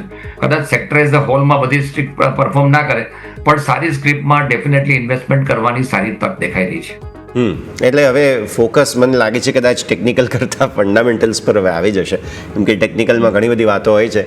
મૂળ પાયાની રીતે કઈ રીતે કંપની આગળ વધે છે તે સમજવું જરૂરી બને છે. અને એટલા માટે જ આજે એક બહુ ઇન્ટરેસ્ટિંગ વિષય અમે લઈને આવ્યા છીએ. પ્રમોટર્સ સતત વેચી રહ્યા છે. છેલ્લા ઘણા સમયથી આપણે જોઈ રહ્યા છીએ કે પ્રમોટર્સ સતત વેચી રહ્યા હોય, પણ સામે આપણે હંમેશા એવું કહેવાય કે પ્રમોટર વેચતા હોય એટલે સ્ટોકમાં ઘટાડો આવે, પણ સામે એ સમજવું જરૂરી છે કે જેટલા સ્ટોક્સમાં રિસેન્ટલી પ્રમોટર્સનું સેલિંગ આવ્યું ત્યાં સ્ટોકનું પરફોર્મન્સ કેવું છે જે સમજીએ. મારા સહયોગી યોમિક આપણી સાથે છે. યોમિક, સમજાવો પ્રમોટર્સના હોલ્ડિંગના ઘટવાથી સ્ટોક્સ પર શું પરફોર્મન્સ, કયા કયા સ્ટોક્સ હાઇલાઇટ થઈ રહ્યા છે? જી બિલકુલ, યસ. હવે આપણે એક ડેટા આજે આપણે દર્શકોને બતાવી રહ્યા છે. જૂન મહિનામાં કુલ 95,000 કરોડનો અહીંથી પ્રમોટરે માલ વેચ્યો છે. એમાં પણ આપણે જોઈએ તો સૌથી મોટી ડીલ આપણને બજાજ ફાઇનાન્સમાં જોવા મળી, હિન્દુસ્તાન ઝિંક, ઇન્ડિગો, વિશાલ મેગામાર્ટ, આ બધી હતી કે જેમાં સૌથી મોટા લાર્જ પોર્શનમાં અહીંથી પ્રમોટર હિસ્સો વેચ્યો હતો. એટલે આ બધામાં તો આપણને એક્શન જોવા મળી. પરંતુ આપણે જોઈએ તો છેલ્લા 4 વર્ષની એક હિસ્ટ્રીનો આપણે અહીંથી ડેટા ઉપર નજર કરીએ તો સૌથી પહેલાં તમે જો IRB ઇન્ફ્રા, રાઈટ. અહીંયા તમે જુઓ તો માર્ચ 2024માં પ્રમોટર હોલ્ડિંગ કેટલું હતું, અહીંયાથી આપણને 58.6%, અને તમે અહીંયાથી જોશો તો તમને અહીંથી વધીને જૂન 2025 સુધીમાં આપણે અહીંથી જોવા મળ્યું છે 30.4% આપણને જોવા મળી રહ્યું છે. અહીંયા કરેક્ટ કરવા માંગીશ, માર્ચ 2024 પરંતુ આપણે માર્ચ 2021 આપણે અહીંયા છે, એટલે કે આપણે 4 વર્ષની આપણે હિસ્ટ્રી છે. એટલે કે માર્ચ 2021માં આટલું હતું, જે ઘટીને 30.4% થયું. પરંતુ સામે સ્ટોક તમે જો 4 ગણો થઈ ગયો છે. બીજું તમે નજર કરો વોલપુલ ઇન્ડિયા, અહીંયા પણ માર્ચ 2021માં આપણને અહીંથી 75% જોવા મળી રહ્યું હતું, એ આપણને અહીંથી ઘટીને 51% આવ્યું. અને હજુ પણ તેમનો અહીંથી પ્લાનિંગ છે કે 21% સુધી તેઓ ઘટાડી શકે છે એમનો અહીંથી પ્રમોટરનો હિસ્સો.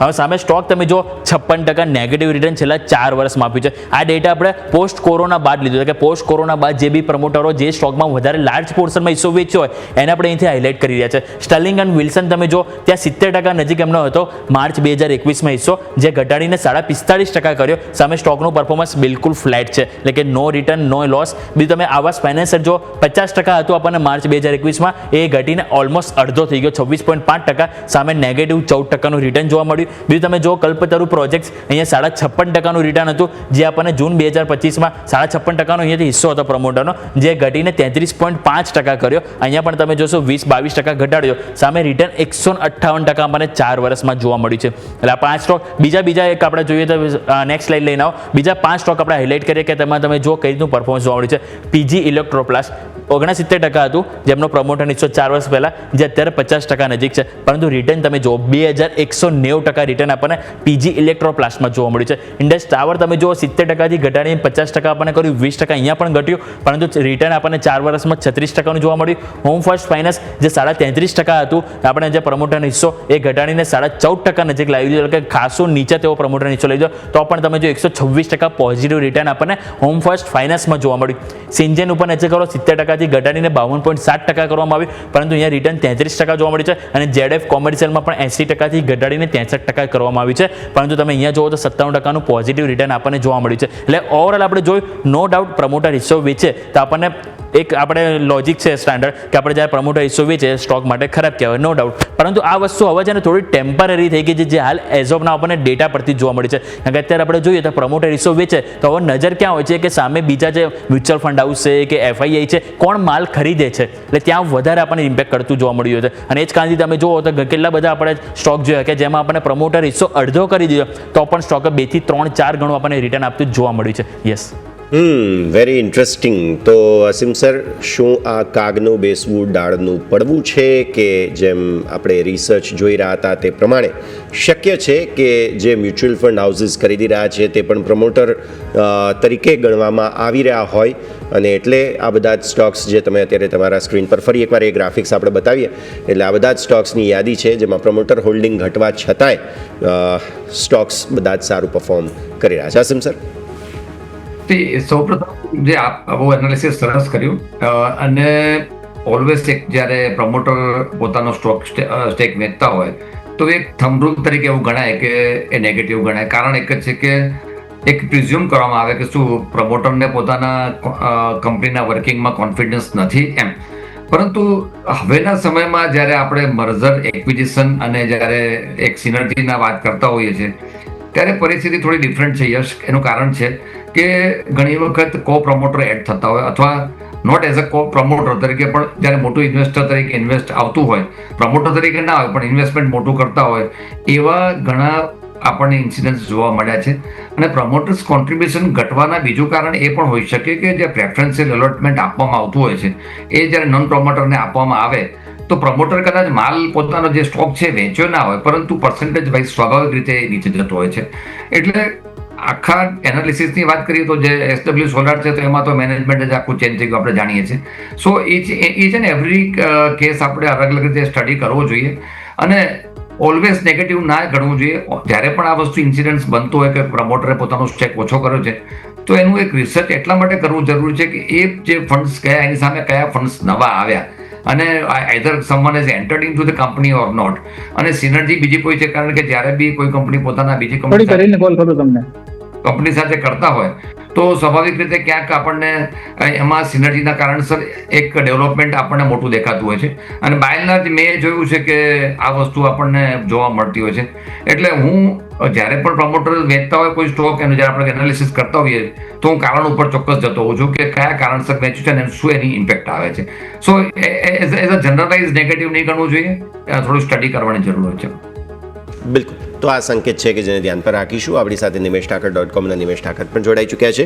નિમેશ સર, માર્કેટ પર કમેન્ટ્રી હું તમારી લઉં એ પહેલાં આ રિસર્ચ તમારા સ્ક્રીન પર છે, તમે જોઈ રહ્યા છો. અમે હમણાં દર્શકો અને અસીમ સરને જણાવી રહ્યા હતા કે પ્રમોટર્સના વેચવાલી બાદ પણ એવું કોમન થીમ નીકળી રહી છે. સ્ટોકની યાદી પણ છે, પરફોર્મન્સ ચેન્જ પણ છે.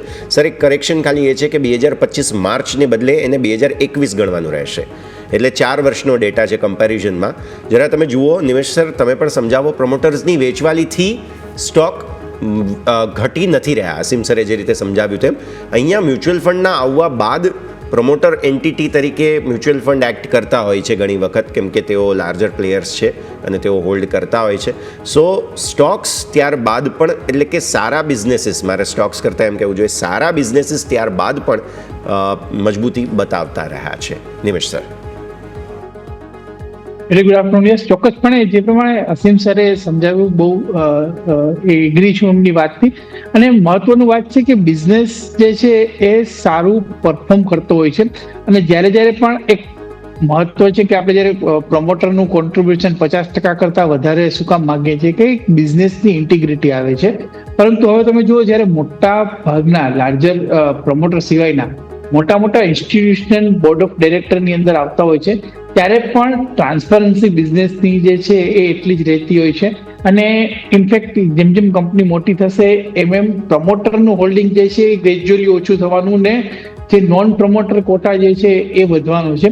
તો બટ ઓબ્વિયસ છે કે અલ્ટિમેટલી આપણે જે ટ્રેક કરીએ છીએ બિઝનેસ ટ્રાન્સપરન્સીને ટ્રેક કરીએ છીએ, બિઝનેસ પરફોર્મન્સને ટ્રેક કરીએ છીએ. અને આ બંને ફેક્ટરની અંદર જો કોઈ પણ કંપનીની અંદર આ બંને જગ્યાએ પ્રોપર ટીક માર્ક હશે, ત્યાં કોઈ ડાઉટ નહીં હોય, તો બટ ઓબ્વિયસ છે કે માર્કેટ એ કંપની ઉપર જે છે કોન્ફિડન્સ રાખવાનું છે અને સ્ટોકના પરફોર્મન્સની અંદર પણ જે છે એની પોઝિટિવ ઇમ્પેક્ટ આપણે જોઈશું. એટલે મહત્વનું છે કે પ્રમોટર ઘટવાથી બિઝનેસ ટ્રાન્સપરન્સી ક્યાંય ઓછી નથી થતી એ જોવાનું છે, મહત્વપૂર્ણ છે. અને સેકન્ડ થિંગ કે કંપનીનું બિઝનેસનું પરફોર્મન્સ કેવું છે એ જોવાનું છે. આ બંને ફેક્ટરની અંદર જ્યાં આ બધી જ કંપનીઓના તમે જે લિસ્ટ આપ્યા છે એ કોઈ પણ જગ્યાએ એ બંનેમાં એક 100% ટિક માર્ક આવી રહ્યો છે. કંપનીના બિઝનેસ પરફોર્મન્સ પણ સારા થયા છે અને કંપનીની ટ્રાન્સપરન્સીમાં પણ જે છે એક સુધારો જે છે એ આપણે જોયો છે. તો બટ ઓબ્વિયસ છે કે અત્યારે આ બહુ ટ્રિકી એક પાસું છે કે પ્રમોટરનું હોલ્ડિંગ ઓછું હોવું એટલે ઓલવેઝ કંપની ખરાબ છે એવું માની લેવું એવું નથી. એક depends company to company impactful હોય છે. જે બિલકુલ તો લઈને આપણે સમજવાનો પ્રયત્ન કરીએ પ્રમોટરનો જે હોલ્ડિંગ અને સાથે સાથે જે સ્ટોક પરફોર્મન્સ છે અસીમ સર અને નિમેશ સર બંને સારી રીતે સમજાવ્યું. નિમેશ સર તમારી પાસે હું માર્કેટની અહીંયાથી કોમેન્ટ્રી લેવા માંગીશ. આપણે જોઈએ તો નિફ્ટી છેલ્લા 2 દિવસથી એકદમ નાનકડી રેન્જમાં હતું. આજે પણ દિવસ દરમિયાન એક નાનકડી રેન્જમાં બાદ તમે જો ફાઇનલી અહીંથી આપણને ફાયર થતું જોવા મળે છે. બેંક નિફ્ટી પણ 57,200 છેલ્લા 2 અઠવાડિયાથી અડાર હતું. એની ઉપર આજે આપણને ક્લોઝિંગ આપે એવા સંકેતો આપણને જોવા મળી રહ્યા છે. તો સર કયા લેવલ તમે અહીંયા ફોકસ કરી રહ્યા છો અને કયા સેન્ટિમેન્ટ છે જે તમે આવનારા દિવસોમાં માર્કેટને લઈને સર જોઈ રહ્યા છો? સેન્ટિમેન્ટ હવે અર્નિંગ જ છે અને જે આવતીકાલથી TCS ના પરિણામો આવશે ત્યારબાદ આપણે ખબર પડશે. મારું માનવું છે કે અગેન બેન્કિંગ સેક્ટરના જે કંઈ પણ આપણે કોમેન્ટ્રી જોઈ કે આજે જે કોટક મહિન્દ્રા બેંક જે એક સારી રેલી કરી ચૂક્યો છે, એક બિઝનેસ પરફોર્મન્સના જે કંઈ આંકડાઓ આવી રહ્યા છે ઘણા એન્કરેજિંગ આવી રહ્યા છે. એટલે બેન્કિંગ સેક્ટર માર્કેટના પરફોર્મન્સની અંદર ડેફિનેટલી સારું કોન્ટ્રીબ્યુશન કરશે એવું અત્યારે માર્કેટ એક્સપેક્ટ કરીને ચાલી રહ્યું છે. અને બેંક નિફ્ટી પણ અત્યારે તમે જુઓ તો એક સારા મોમેન્ટમમાં છે. એટલે બેંક નિફ્ટીની અંદર અહીંથી આપણે જે પ્રમાણે માર્કેટમાં ડેટા આવી રહ્યા છે એ જોતા લાગે છે કે બેંક નિફ્ટી નવો હાઈ ચોક્કસપણે બનાવી દેશે અને નિયર ટર્મની અંદર આપણે 59-60 હજાર સુધીના લક્ષ્યાંક બેંક નિફ્ટીમાં જોવા મળશે એવું મને દેખાઈ રહ્યું છે. સેકન્ડ થિંગ નિફ્ટીની અંદર જો વાત કરીએ તો નિફ્ટીની અંદર અગેન બેન્કિંગ એક સારું પરફોર્મન્સ આપશે. એટલે નિફ્ટીની અંદર બેન્કિંગનું વેઇટેજ ઓલમોસ્ટ 27-30% આસપાસનું બેન્કિંગનું વેઇટેજ છે. સેકન્ડ સેક્ટર છે આઈટીના આપણે એસેન્ચરના રિઝલ્ટ જોયા હતા. એસેન્ચરના રિઝલ્ટ ખરાબ નહોતા અને આપણે Q4 ના પણ આઈટી કંપનીઓના રિઝલ્ટ જોયા હતા. ત્યાં રિઝલ્ટની અંદર એટલા બધા પણ કોઈ ખરાબી નથી અને સ્ટોક આપણે એક સાઇડવે મુવમેન્ટમાં આવ્યા હતા. હવે આઈટી કંપનીઓમાં ક્યાંય પણ જો પોઝિટિવિટીના ક્યાંય ગાઈડન્સને લઈને કે કોઈ પણ જાતને લઈ અને કોઈ પોઝિટિવ ન્યૂઝ જોવા મળે છે તો હું માનું છું કે ઘણું બધું નેગેટિવ ઓલરેડી આ પ્રાઇસમાં ફેક્ટર ઇન થઈ ગયું છે. અને આઈટી સેક્ટર તરફથી જો પોઝિટિવ સરપ્રાઇઝ મળે છે તો હું માનું છું કે નિફ્ટી પણ એક સ્ટ્રોંગ મોમેન્ટમ જે છે ક્રિએટ થશે જે આવતીકાલથી આપણે TCS ના રિઝલ્ટથી શ્રી ગણેશ થશે. એટલે વ્યૂ બુલિશ છે માર્કેટની અંદર અને આવતીકાલથી હું માનું છું કે માર્કેટમાં again stock specific as well as index specific movement આપણે જે છે એ જોઈ શકશું. પર્ટિક્યુલરલી જુલાઈ મહિનાની જો વાત કરીએ તો હિસ્ટોરિકલ ડેટા જે સજેસ્ટ કરી રહ્યું છે એની અંદર નિફ્ટીની અંદર ઓન એન એવરેજ પાછલા 22 વર્ષનો જો તમે ડેટા નીકાળો તો ઓન એન એવરેજ નિફ્ટીમાં 18 વર્ષ પોઝિટિવ રિટર્ન આપ્યા છે જુલાઈ મંથમાં અને માત્ર 5 વર્ષ જે છે નેગેટિવ રિટર્ન આવ્યા છે. અને એ પોઝિટિવ રિટર્નની જો આપણે એવરેજ રિટર્નની વાત કરીએ તો ઓલમોસ્ટ 2.7% પોઝિટિવ રિટર્ન નિફ્ટીની અંદર આપણે આવતા જોયા છે. એટલે નિફ્ટીમાં પણ જુલાઈ મહિનો સારો રહેશે એવી સંભાવના વધારે દેખાઈ રહી છે. એવું અત્યારે હાલ પૂરતું મને દેખાઈ રહ્યું છે. તો વ્યૂ આ પ્રમાણે અહીંયાથી ખાસ લાગી રહ્યું છે, નજર રાખવાની રહેશે. આગળ વધીએ, સ્ટોક સ્પેસિફિક ચર્ચા શરૂ કરીએ અને ઓબ્વિયસલી બેન્ક્સ સાથે આપણે ચર્ચા શરૂ કરીશું. અસીમ સર, કોટક બેંકના જે બિઝનેસ અપડેટ આવ્યા ત્યારબાદ પ્રાઇવેટ બેન્ક્સ માટેના હોપ્સ વધી ગયા. ચિંતા હતી લોકોને કારણ કે જે રીતે ઇન્ટરેસ્ટ રેટ્સ ઘટવા લાગ્યા પણ સાથે સાથે CRRને લઈને પણ જે મૂવ આપી દીધી છે અને LDRને લઈને પણ હવે બધી બેન્ક્સ જે કંઈ પણ હતું તે સેટલ થવા લાગ્યા છે. એટલે કોટક બેંકના બિઝનેસ અપડેટને જોઈને બધાને પોરસ મળ્યું છે. પ્રાઇવેટ બેન્ક્સને કઈ રીતે સમજવાનું રહેશે, કોટક બેંકના બિઝનેસ અપડેટને તમે કઈ રીતે જોયા છે તે પણ, અને આ પરિણામોની સિઝનમાં શું એક્સપેક્ટેશન્સ છે, અસીમ સર તમે સમજાવો. સૌપ્રથમ પ્રાઇવેટ સેક્ટર બેંકની વાત કરીએ તો છેલ્લા 2 ક્વાર્ટરમાં એટલે આમ જુઓ તો જે રીતે રિઝર્વ બેંકની પોલિસી રહી છે ઘણી બેન્કિંગ સેક્ટરને ફ્રેન્ડલી રહેલી છે.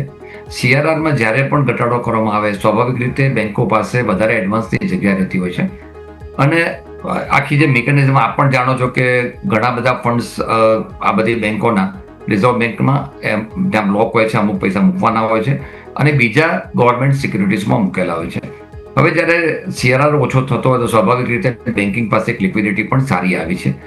ક્રેડિટ ગ્રોથ ઓફકોર્સ અપેક્ષા જેટલો નથી પરંતુ તો પણ બેટર છે અને સામે છેડે ડિપોઝિટના રેટ્સ પણ ઘટેલા છે. એટલે જે NII છે, માર્જિન છે, એ પણ બેટર થાય એવી શક્યતા છે. આઈ થિંક આ quarter not only for the private sector bank, મારી દ્રષ્ટિએ પબ્લિક સેક્ટર બેંક માટે પણ ઘણું સારું રહેશે. અને બીજી વાત જે કોટકના અપડેટ્સ આવ્યા છે એ ઘણા એન્કરેજિંગ એટલા માટે છે કે જે મેં વાત કરી કે ડિપોઝિટ અને જે રેશિયો છે એ જે એક સમય કે આમ ચિંતાનો વિષય હતો એ જગ્યાએ હેલ્ધી દેખાઈ રહ્યો છે. અને મારી દ્રષ્ટિએ બેંકના જે માર્જિન્સ છે એમાં પણ આ કરંટ ક્વાર્ટરમાં ઘણો સુધરે એવી શક્યતા છે. સો ઓવરઓલ જો વાત કરીએ, અને જેમ આપણે પહેલા પણ વાત થઈ હતી કે જ્યારે ગવર્મેન્ટ સ્પેન્ડિંગ વધે છે ત્યારે ક્રેડિટ ડિમાન્ડ વધતી હોય છે. આજે જે વર્લ્ડ સિનેરીઓ બન્યો છે એની કમ્પેરિઝનમાં તમે જુઓ તો આપણે ઘણા સ્ટેબલ દેખાઈ રહ્યા છે, આપણી ઇકોનોમી ઘણી સ્ટેબલ દેખાઈ રહી છે, અને એનપીએના પ્રોવિઝન ઉત્તર ઘટતા ચાલ્યા છે. તો બેન્કિંગ સેક્ટર માટે તો હું બહુ જ પોઝિટિવ છું. ખાસ કરીને જ્યારે અત્યારે આ ફિગરના ઇન્ડિકેશન આપણને આવ્યા છે એ પછી તો આપણને કોન્ફિડન્સ પણ વધે છે કે banking sector will do very well. એટલે શરૂઆતમાં જે મેં કહ્યું આપણે જ્યારે શોની શરૂઆતમાં કે અમને બેન્કિંગ સેક્ટર ઘણા સારું લાગી રહ્યું છે, એની પાછળનું મારું લોજિક પણ આ છે. એટલે પ્રોફિટેબિલિટી પણ ઇમ્પ્રૂવ થઈ છે, એનપીએના પ્રોવિઝન ઘટશે, અને સામે છે ડિપોઝિટ્સ અને જે એડવાન્સીસનો રેશિયો છે એ પણ હેલ્ધી બની રહ્યો છે. સો ઓવરઓલ વ્યૂ ઇઝ પોઝિટિવ. અને જ્યારે હમણાં નિમેશભાઈ પણ વાત કરી કે જે ટેકનોલોજી સેક્ટરના આપણે TCSના રિઝલ્ટ્સ આવવાના છે, તો એમાં પણ BFSIનું કોન્ટ્રીબ્યુશન સારું રહે એવી શક્યતા મને લાગી રહી છે. આ સેક્ટર ઘણું સારું પરફોર્મ કરી રહ્યું છે Yash. So overall sector as a whole, banking sector in isolation મને બેટર લાગે છે. તો ઓવરઓલ અહીંયાથી આપણે બેન્કિંગ સેક્ટર કે જેનો વ્યૂ આપણને પોઝિટિવ જોવા મળ્યું છે ફોકસ કરીશું. નિમેશ સર, તમારી પાસે આવું સૌથી પહેલાં તમારા પીક લઈ લઈએ કે આજના દિવસે કયા સ્ટોક છે જે તમે આજે ફોકસ કરી રહ્યા છો સર? યોમિક, એશિયન પેન્ટ્સ જે છે એ મારી રડારમાં ઘણા સમય થયા છે ને એશિયન પેન્ટ્સની અંદર એક સ્ટ્રોંગ બ્રેકઆઉટ જે છે આજના દિવસની અંદર આવ્યું છે. મારું માનવું છે કે સ્ટોક શોર્ટ ટર્મની અંદર જે છે 2600 રૂપિયાના ટાર્ગેટ બતાવી શકે છે, એટલે એશિયન પેન્ટ્સની અંદર ખરીદી કરવાની મારી સલાહ છે. સ્ટોપ લોસની જો વાત કરીએ તો અહીંથી ઓલમોસ્ટ 2 થી 3% આસપાસનો આપણે સ્ટોપ લોસ રાખી શકીએ. એટલે કરંટ લેવલે એશિયન પેન્ટ્સની અંદર ખરીદી કરો, 2% સ્ટોપ લોસ અને ઉપરની તરફ 2600 રૂપિયાના ટાર્ગેટ. સરે આપણી સોશિયલ મીડિયા કમ્યુનિટી જે છે તેમાં પણ પોસ્ટ કર્યું હતું 2600ના ટાર્ગેટ સાથે, અને ફર્સ્ટ મૂવ બહુ જ જબરદસ્ત ફાસ્ટ આવી ગઈ. હવે ફરી એકવાર 2600ના ટાર્ગેટ્સ માટે સર તરફથી recommendation. Sir stop loss please repeat કરશો? સ્ટોપ લોસ 2440 આજના દિવસના લો આસપાસ તમે સ્ટોપ લોસ રાખી શકો છો. 2%ની આસપાસનો સ્ટોપ લોસ થશે. ઓકે, 2% આસપાસનો એટલે કે 2440 આસપાસનો સ્ટોપ લોસ તમારે ધ્યાન પર રાખવાનો રહેશે. તો આ છે જી સર. બેઝિકલી યસ, એશિયન પેન્ટ્સની અંદર ટેકનિકલ પીક કરતા જ્યારે પણ આપણે ડિસ્કસ કર્યું હતું પાસ્ટમાં, એક લોજિકલ વસ્તુ એ હતી કે ગ્રાસીમે કમ્પ્લેન કરી હતી CCIની અંદર કે એશિયન પેન્ટ્સ જે છે પોતાના નેટવર્કનો દુરુપયોગ કરી રહ્યું છે.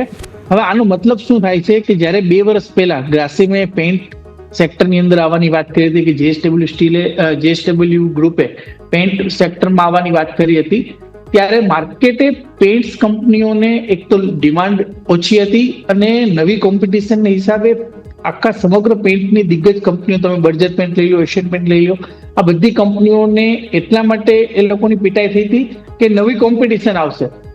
હવે નવી કોમ્પિટિશન આવી અને નવા કોમ્પિટિટર કમ્પ્લેન કરે છે કે ભાઈ જૂના કોમ્પિટિટર અમને એન્ટ્રી લેવા નથી દેતા. તો એનો મતલબ થયો કે જૂનો કોમ્પિટિટર છે કે જે એશિયન પેન્ટ્સ છે કે જેની માર્કેટ શેર ઉપર કોઈ જાતની ઇમ્પેક્ટ આવી નથી. આ બાબત એ દર્શાવે છે કે જો માર્કેટ શેર ઉપર ઇમ્પેક્ટ ના આવતી હોય તો એશિયન પેન્ટ્સના વેલ્યુએશન આના કરતાં વધારે સારા હોવા જોઈએ. અને સેકન્ડ થિંગ, અત્યારે આપણે જોઈ રહ્યા છીએ કે રૂરલ રિકવરી આવી રહી છે. રૂરલ ડેટા અત્યારે જે ઇન્ડિકેટ કર્યો છે રૂરલ રિકવરી ઉપરનો થઈ રહ્યો છે. તો આ વર્ષે પણ જો ચોમાસું સારું જશે તો ડેકોરેટિવ પેન્ટ્સની ડિમાન્ડમાં પણ આપણે સુધારો આવશે. એટલે બંને ફેક્ટરથી મારું માનવું હતું કે એશિયન પેન્ટ્સ આ લેવલ ઉપર, ભલે CCIની કમ્પ્લેનના હિસાબે તે દિવસે એશિયન પેન્ટ્સ 2% નીચે ખુલ્યો હતો, પરંતુ એ 2%ની બાઇંગ ઓપોર્ચ્યુનિટી હતી અને એને પગલે 2600 રૂપિયાના ટાર્ગેટ ત્યારે દેખાઈ રહ્યા હતા. કારણ કે તમે વીકલી ચાર્ટ્સ ઉપર પણ જુઓ તો ત્યાં પણ ડબલ બોટમનું એક સ્ટ્રક્ચર બન્યું છે અને એ સ્ટ્રક્ચર જતા મિનિમમ 2600 રૂપિયા જે છે એશિયન પેન્ટ્સની અંદર આવી શકે એવા ચાન્સીસ મને દેખાઈ રહ્યા હતા. બિલકુલ. તો ઓવરઓલની આપણે વાત થઈ એશિયન પેન્ટ, જે આપણે અહીંયાથી નિમેશ સર તરફથી અહીંથી ફોકસ કરીશું, ત્યાં આપણે ખાસ કરીને ફોકસ કરીશું. પરંતુ આ બીજા સ્ટોક સ્પેસિફિક નજર કરીએ. અસીમ સર, તમારી સાથે હું કેપિટલ માર્કેટ સાથે જોડાયેલા સ્ટોક અહીંયાથી ચર્ચા કરવા માંગીશ. અહીંયા પણ ખ્યાલ છે કે આપણને વારંવાર સેબી પ્રયત્નો કરી રહ્યું છે કે રિટેલ ઇન્વેસ્ટરોનો તેમનું જે જોખમ છે અહીંયાથી F&Oમાં ઘટે એવા વારંવાર તેઓથી પગલાં લીધા છે. અને હજી બીજા સમાચાર એવા આવી રહ્યા છે કે અહીંયાથી તેઓ બહુ જલ્દી તેઓ ઓપ્શનથી કેશ સેગમેન્ટના જે લિવરેજ સાથે અહીંયાથી જોડી શકે છે. એટલે સ્વાભાવિક છે કે આની ડાયરેક્ટ ઇફેક્ટ છે એ જે આપણે જે ડિપોઝિટરી પાર્ટિસિપન્ટ, જે એન્જલ વન છે, બીજા આપણે સ્ટોક એક્સચેન્જ પણ જોઈ લઈએ તો MCX, BSE આ બધા સ્ટોક છે કે જે આજે વારે આપણને આ સમાચાર બાદ આજે આપણને નેગેટિવ અસર જોવા મળે છે. તો સર, આ જે સમાચાર છે આ ઓવરઓલ જે એક્સચેન્જ, નોન ડિપોઝિટરી પાર્ટિસિપન્ટ આ બધા ઉપર સર આપણને એક ટેમ્પરરી અસર કરે કે લોંગ ટર્મમાં પણ અસર કરી શકે સર? યસ, લોજિકલી ડેફિનેટલી આપની વાત સાચી છે અને માર્કેટ પણ એ રીતે અત્યારે ટ્રીટ કરી રહ્યું છે આ બધા સ્ટોકને. કારણ કે આપણી લોજિક એ છે કે જ્યારે આ બધી રિસ્ટ્રિક્શન આવશે તો એના વોલ્યુમ ઘટશે, એના કારણસર એની આવક ઘટશે. હવે આ વસ્તુ થોડું પાસ્ટમાં જઈએ, જ્યારે કેપિટલ ગેઇન ટેક્સ 12.5% નાખવામાં આવ્યો છે ત્યારે સિમિલરલી સેમ વસ્તુ આપણને એક લોજિક આપવામાં આવ્યું હતું અને એ વખતે પણ સ્ટોક ઘણા બધા આપણને ડાઉનવર્ડ ટ્રેન્ડ બતાવ્યા હતા. લોજિકલી આ વાત ચોક્કસ સાચી દેખાય આપણને, આઈ મીન 1/1 2 બરાબર જેવી વાત કરી. પણ જે પ્રેક્ટિકલી આપણને અનુભવ છે એ પ્રમાણે સ્વાભાવિક રીતે રિટેલ ઇન્વેસ્ટરને પ્રોટેક્ટ કરવાની ચોક્કસ જરૂર છે.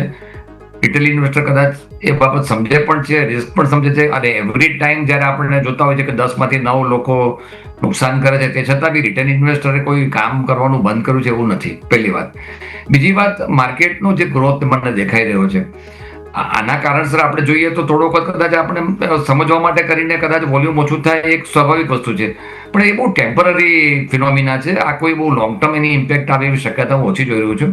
ઇવન આપણે વીકલી બધી જે એક્સપાયરી જે હતી વીકલી જે એ બધી બંધ કરી દીધા પછી પણ આપણે કહીએ ટેમ્પરરી એની ઇમ્પેક્ટ આવી હતી, ફરીથી પાછા આપણે એક લાઇનમાં આવી ગયા હતા. સિમિલરલી હું એવું માનું છું કે એક્સચેન્જ પણ એવું કોઈ સ્ટેપ નહીં લે કે જે લિક્વિડિટીને ઓછી કરે, કારણ કે લિક્વિડિટી ઓછી થાય ત્યારે હંમેશા મેનિપ્યુલેશન થતું હોય છે. એ બે રીતે છે. આ એક ઇક્વિલિબ્રિયમ શોધવાની વાત છે. મેં શરૂઆતમાં કહ્યું કે માર્કેટની ડેપ્થ વધારવાની છે rather than restriction. Too much restriction will create some new problem. એટલે આ એક ડિબેટનો ઇસ્યુ છે. મારું તો એવું માનવું છે કે આના માટે બહુ મોટી ડિબેટ થવી જોઈએ. પણ આપણો જે સ્પેસિફિક પ્રશ્ન અત્યારે છે કે આનાથી લોંગ ટર્મ શું ઇમ્પેક્ટ આવશે, તો હું ચોક્કસ કહીશ કે લોંગ ટર્મ ઇફેક્ટ નહીં આવે. ઓન ધ કોન્ટ્રરી, જે રીતે માર્કેટ આપણું ગ્રો કરી રહ્યું છે, બહુ જ મેચ્યોર થઈ રહ્યું છે અને આવનારા સમયમાં આપણને સારા વોલ્યુમ દેખાશે. એટલે આ ટેમ્પરરી ફિનોમિના છે, લોંગ ટર્મ ઇફેક્ટ એની નહીં જ આવે. ટૂંકમાં બીએસસીને બહુ ચિંતા કરવાની જરૂર નથી. એ અલ્ટિમેટ અને યસ સેકન્ડ આ જે વસ્તુ અસીમ સરે બહુ સારી રીતે સમજાવી. અને એક બીજો પોઈન્ટ કહે કે વાત એ પણ છે કે સિગારેટના બોક્સ ઉપર લખેલું હોય છે કે smoking are injurious to health, smoking kills. એટલે એનાથી કોઈ સ્મોકિંગ સિગારેટનો સેલ્સ જે છે ઘટી નથી જતો. એટલે એના જેવી વાત છે કે તમે વધારે રિસ્ટ્રિક્શન લઈ આવશો એનાથી જે લોકોને આદત પડી ગઈ છે સ્પેક્યુલેશનની, ગેમ્બલિંગની અને ઓપ્શન જોયા વગર રાતના ઊંઘ નથી આવતી, એ લોકો તો ઓપ્શન રમવાના જ છે. એટલે ગમે એટલા રિસ્ટ્રિક્શન લઈ આવશે એનાથી જાજો ફરક નથી પડવાનો. બેઝિકલી વાત સાચી છે. માર્કેટ ક્લોઝ થઈ રહ્યા છે પણ મારો એક પોઈન્ટ બીજો બી છે. એક પોઈન્ટ કે ઓલવેઝ એક વસ્તુ ચોક્કસ છે કે રિટેલ ઇન્વેસ્ટરને પ્રોટેક્ટ કરવા જોઈએ. 1 લાખ કરોડનું નુકસાન કર્યું છે, 1,01,000 કરોડ નુકસાન કર્યું છે. આ બધી વાત છે. યસ, હું ચોક્કસ માનું છું. હું માર્કેટનું આટલા વર્ષથી હું જે મારો એક્સપિરિયન્સ છે પ્રમાણે જ્યારે પણ રિસ્ટ્રિક્શન બહુ આવે છે ત્યારે એનાથી એક બાય પ્રોડક્ટ એટલી બધી ખરાબ આવે છે કે જે મેઇન વસ્તુને પણ ડેમેજ કરતી હોય છે. એટલે જ્યારે પણ નિર્ણય લેવામાં આવશે, મારી આશા છે કે હું માર્કેટના સેન્ટિમેન્ટને ડેમ્પ કર્યા વગર લેવામાં આવશે. પ્રોટેક્ટ કરવું એક વસ્તુ છે અને રિસ્ટ્રિક્ટ કરવું બીજી વસ્તુ છે. વચ્ચેનો ઇક્વિલિબ્રિયમ કરવાની બહુ જ જરૂર છે. અને હું માનું ત્યાં સુધી આપ જે મીડિયામાં છે આપ પણ એનું એક ડિસ્કશન આ બાબતનું કરવું જોઈએ કે જેથી કરીને એક પોઝિટિવ મેસેજ પહોંચે. મુદ્દાઓ છે કે જેને જરૂર ધ્યાન પર રાખવા છે. અલગથી આપણે ચર્ચા કરીશું પણ ખરા. માર્કેટ પણ ક્લોઝ થઈ ચૂક્યા છે. મારે એક કમર્શિયલ બ્રેક લેવો પડશે. નાનકડો વિરામ લઈએ અને વિરામ બાદ ફરી એકવાર પરત ફરીશું.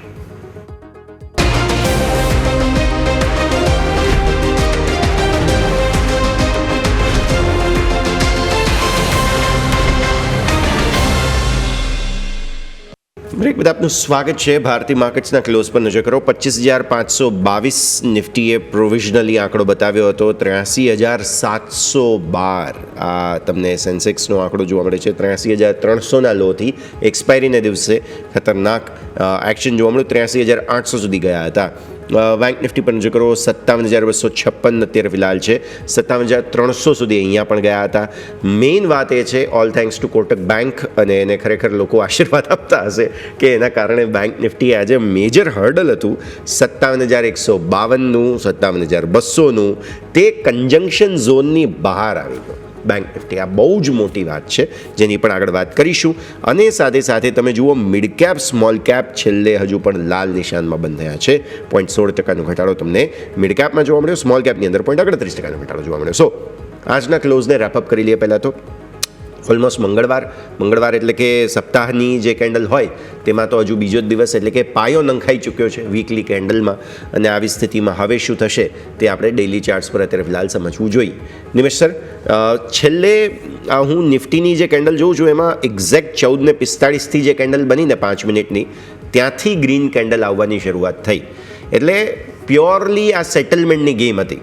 નિફ્ટીને જે લેવલ પર 25,450 પર આપણે હતા ત્યાં સેટલ નહોતું થવું, અને એટલા માટે જ સીધો સ્પાઇક આપી દીધો અને 25,500 ઉપરનું ક્લોઝિંગ બતાવ્યું. આટલા દિવસથી તમે જોઈ રહ્યા હશો કે દરરોજ દોજી પ્રકારની કેન્ડલ આપણે નિમેશ સર બનાવી રહ્યા છીએ. જરા ટેકનિકલી વાત કરી લઈએ નિફ્ટી બેંક નિફ્ટી બંનેની. બેંક નિફ્ટીએ પણ જે તેજી બતાવી છે એ જ બતાવે છે કે જે લેવલ પર ત્યાં હતા આપણે ત્યાં સેટલમેન્ટ નહોતું આપવું, ક્લોઝિંગ નહોતું આપવું ઇનફેક્ટ એમ કહેવાય, અને એટલા માટે જ કદાચ આટલો સરસ બાઉન્સ બનતો જોવા મળે. નિમેશ સર. એ ચોક્કસપણે યસ. અને સેકન્ડ થિંગ, તમે 5 મિનિટની કેન્ડલ જોઈ, પણ તમે ઓવરલી ચાર્ટ પણ તમે જુઓ તો ત્યાં એક ટ્રેન્ડ લાઇનનો એક રેઝિસ્ટન્સ એરિયા, જો તમે ઉપરથી એક ટ્રેન્ડ લાઇન ડ્રો કરશો તો એનું એક રેઝિસ્ટન્સ એરિયા પણ ફેસ કરતું હતું 25,500 આસપાસ. એટલે આજનું જે છેલ્લી કેન્ડલ હતી ને, પ્લસ તમે વોલ્યુમ જુઓ, વોલ્યુમ જે છેલ્લા 3 દિવસના વોલ્યુમથી એક સારું વોલ્યુમ આવ્યું છે. એટલે વોલ્યુમ સાથે એક છેલ્લી કલાકની કેન્ડલ જે છે બની છે. હું માનું છું કે એક નવું મોમેન્ટમ સ્ટાર્ટ થશે એવું દેખાઈ રહ્યું છે, અને એ મોમેન્ટમ હવે આપણે જે લઈને જશે, જે રિસેન્ટલી આવ્યા હતા 25,660ના એ લેવલ સુધી આવતા 1 થી 2 દિવસની અંદર, ઇનફેક્ટ શુક્રવાર સુધીમાં જાય એવી પોસિબિલિટી મને અત્યારે દેખાઈ રહી છે. એટલે 150 પોઈન્ટની તેજી આજના ક્લોઝિંગ પછી મને લાગે છે કે નિફ્ટીમાં આવતા 1 થી 2 દિવસમાં 150 પોઈન્ટની તેજી આવી શકે છે. જી બિલકુલ. તો ઓવરઓલ અહીંયાથી સરે વાત કરી કે આપણે નિફ્ટીમાં 25,660ના લેવલ આવતો જોવા મળે છે. પરંતુ નિમેશ સર, મારે એક વસ્તુ હજી થોડું કન્ફર્મ કરવું છે કે આપણે જોયું તો લાસ્ટ વીક આપણને 25,600નું એક લેવલ હતું જે આપણને હર્ડલ સાબિત થયું. જેમ આપણે આ અઠવાડિયામાં આપણે જોઈએ 25,500 આપણને જે હર્ડલ સાબિત થઈ રહ્યું, ફાઇનલી આપણે એને ક્રોસ ઓવર કર્યું, પરંતુ હજુ બીજો એક અવરોધ છે 25,600. ઇવન ત્યાં આપણે જોઈએ તો 77 લાખ આપણને ઓલરેડી આપણને ત્યાં જોવા મળી રહે છે. તો સર, આ લેવલને આપણે કેટલું મહત્વ આપવું, અને સાથે સાથે સર તમારી સાથે હું બેંક નિફ્ટીના પણ વાત કરવા માંગુ છું, કારણ કે બેંક નિફ્ટીમાં પણ જોઈએ 57,200 જોઈએ જે આપણને હડાયેલું હતું એની ઉપર તો આવી ગયા, પણ એમાં પણ આપણે નિયર ટર્મ 57,500 છે જે કોલ રાઇટર્સ ઝોન છે. તો સર, આ બે કોલ રાઇટર્સ ઝોન છે અને કઈ રીતે સર આપણે અહીંથી જોવું જોઈએ સર? ઇનફેક્ટ બંને એક્સપાયરીના દિવસના જ કન્જંક્શન ઝોન છે, આ ગયા ગુરુવારના. Yes sir. Yes, exactly. See again bank, હવે તમે ઇન્ડેક્સનું કોન્સ્ટિટ્યુશન સમજો તો ઇન્ડેક્સની અંદર અત્યારે બેંક ઇન્ડેક્સની અંદર HDFC બેંકનું વેઇટેજ 30%, ICICI બેંકનું 15%, કોટક બેંકનું 15%, અને પ્રાઇવેટ સેક્ટર બેંકનું જે કોન્ટ્રીબ્યુશન છે એ 70% આસપાસનું છે.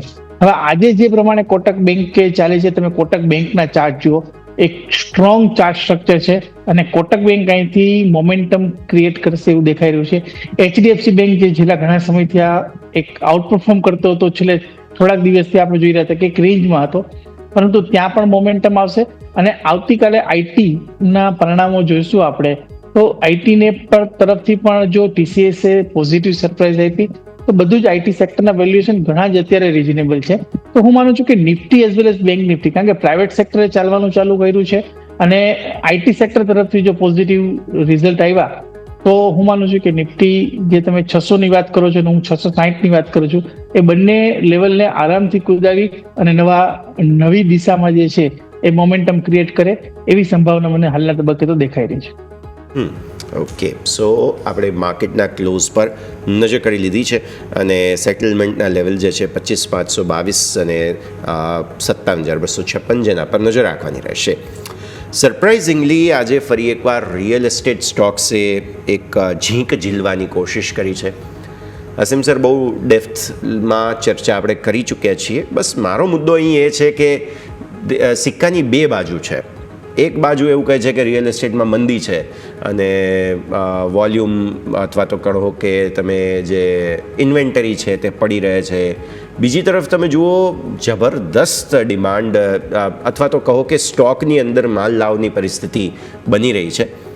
નિફ્ટી રિયલ્ટી ઇન્ડેક્સ 1,000ને નીચે છે હજુ. એના જે પ્રાઇમ હતો ને જે નિફ્ટી રિયલ્ટીનો, ત્યાં નથી આપણે. પણ અંડરટોન, અંડરકરન્ટ જે શબ્દો આપણે વાપરતા હોઈએ છીએ તે વધારે અહીંયા તેજી બતાવી દે છે. તો થોડું સમજવાનું રહેશે. આમાં એ પણ થઈ શકે સર કે જે નિફ્ટી રિયલ્ટીમાં અથવા તો રિયલ એસ્ટેટની કંપનીઓ કે જે કદાચ માર્કેટમાં લિસ્ટેડ નથી, એમનું પરફોર્મન્સ મે બી પોસિબલ છે કે અલગ હોય, અને જે લિસ્ટેડ પ્લેયર્સ છે, જે ખરેખર લાર્જર અને ભારતના સૌથી મોટા કહેવાય એવા પ્રકારના નામો છે રિયલ એસ્ટેટના, તેમનું પરફોર્મન્સ કદાચ અલગ હોય. અસીમ સર. બિલકુલ સાચી વાત છે. સૌપ્રથમ તો આપણે એક જનરલ વાત કરીએ પહેલા કે જે રેટ કટ આવ્યા અને real estate sector is a rat sensitive industry અથવા સેક્ટર રાધર, તો એમાં એક પોઝિટિવ ન્યૂઝ તો એ વખતના આવેલા છે. બીજી વાત જે આપણી પાસે ડેટા છે કે જે એપ્રિલ મે જૂનનું ક્વાર્ટર છે એમાં ટોટલ જે સેલ્સ છે એવરેજ, મતલબ જનરલ જે ફિગર છે એ જે અલગ અલગ કંપનીને અલગ અલગ હોઈ શકે, પણ 20% ડાઉન છે. એટલે એ વસ્તુ માર્કેટે ડેફિનેટલી ડિસ્કાઉન્ટ કરેલી છે. જુલાઈ મહિનામાં જે ફિગર અત્યાર સુધીમાં આપણને દેખાયા છે કે એમાં પ્રાઇસ રાઇઝ આપણને જોવા મળી રહ્યો છે પ્રોપર્ટીમાં. નો ડાઉટ વોલ્યુમ અમુક સેક્ટરમાં ઘટ્યા છે, લાઈક રેસિડેન્શિયલ અથવા અમુક પોકેટમાં ઘટેલા છે, પરંતુ પ્રાઇસ રાઇઝ પણ આપણને જોવા મળેલો છે. અને દેટ ઇઝ એ અમુક જે ડિવિઝન્સ છે અથવા ફોર એક્ઝામ્પલ કે નોર્ધન ઇન્ડિયામાં છે તો અમુક જે આઈ મીન સિટી છે એમાં એ પ્રાઇસ રેટ એબ્સોર્બ થઈ રહ્યો છે. હવે ઓવરઓલ સેક્ટરની વાત કરીએ તો દરેક કંપનીના પોતાના લેન્ડ બેંક, પોતાના પ્રોજેક્ટ્સ, અલગ અલગ પ્રોજેક્ટ્સ છે.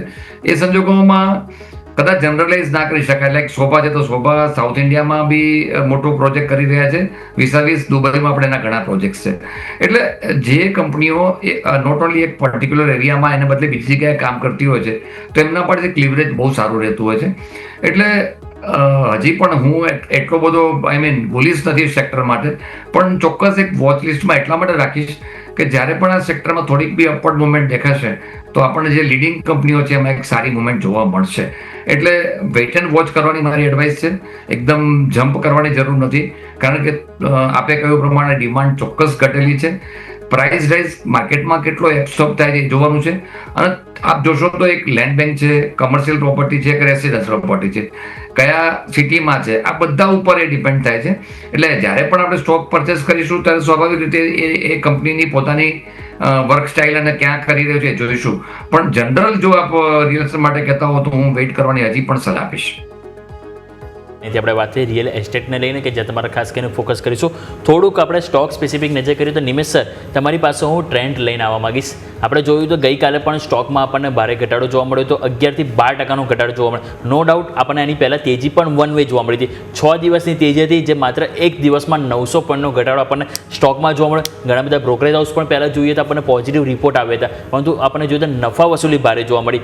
હવે આ નફા વસૂલી આવી એમાં તમે જોવા છો બીજા દિવસે પણ આપણને સ્ટોક 1% ઘટાડા સાથે જોવા મળે. કોઈ આપણને એની રિકવરીના ચાન્સીસ ના જોવા મળે. આપણે વીકલી ચાર્ટ જોઈએ તો વીકલી ચાર્ટમાં પણ 10 ડે એક્સપોનેન્શિયલ મૂવિંગ એવરેજ અને 50 દિવસની એક્સપોનેન્શિયલ મૂવિંગ એવરેજની સ્ટોક નીચે આવી ગયો છે. તો sir overall fundamental no doubt આપણે સમજીએ કે કંપની ઇન્ડસ્ટ્રીમાં સારો ગ્રોથ કરી રહી છે, પરંતુ ટેકનિકલી સર થોડો વીક બનતો જોવા મળે છે. તો સર આ સ્ટોકની એક શોર્ટ ટર્મ અને લોંગ ટર્મ બંને પર્પઝથી એક વખત સર આપણે ડિસ્કસ કરવો જોઈએ. યોમિક, તમે ચાર્ટ સ્ટ્રક્ચર જુઓ, સમજો તો એક સાઇડવે નું સ્ટ્રક્ચર છે અને સાઇડવે ના સ્ટ્રક્ચરની અંદર આવા ઉપર નીચેના જર્ક આવવા એક નોર્મલ વાત છે. અત્યારે હું માનું છું કે જે સ્ટ્રક્ચર છે એ જોતા લાગે છે કે અત્યારે આ જે 5450 આસપાસ સ્ટોક ટ્રેડ થઈ રહ્યો છે. અહીંથી ડાઉન સાઇડ મને લિમિટેડ દેખાઈ રહી છે, એટલે 5450 5200 એક સારો સપોર્ટ એરિયા છે. સપોર્ટ પાસે સ્ટોક ટ્રેડ થઈ રહ્યો છે. અને જે લોકો 6000 પર લેવાનું વિચારતા હતા એને ડેફિનેટલી અત્યારે સ્ટોક 10 થી 12% નીચે મળી રહ્યો છે. વ્યૂ મારો બુલિશ છે અને હું માનું છું કે જો કોઈ પણ જાતનો હજુ પણ અહીંથી 200-300 રૂપિયાનો ઘટાડો આવે આ સ્ટોકની અંદર તો ડેફિનેટલી બાય કરવું છે.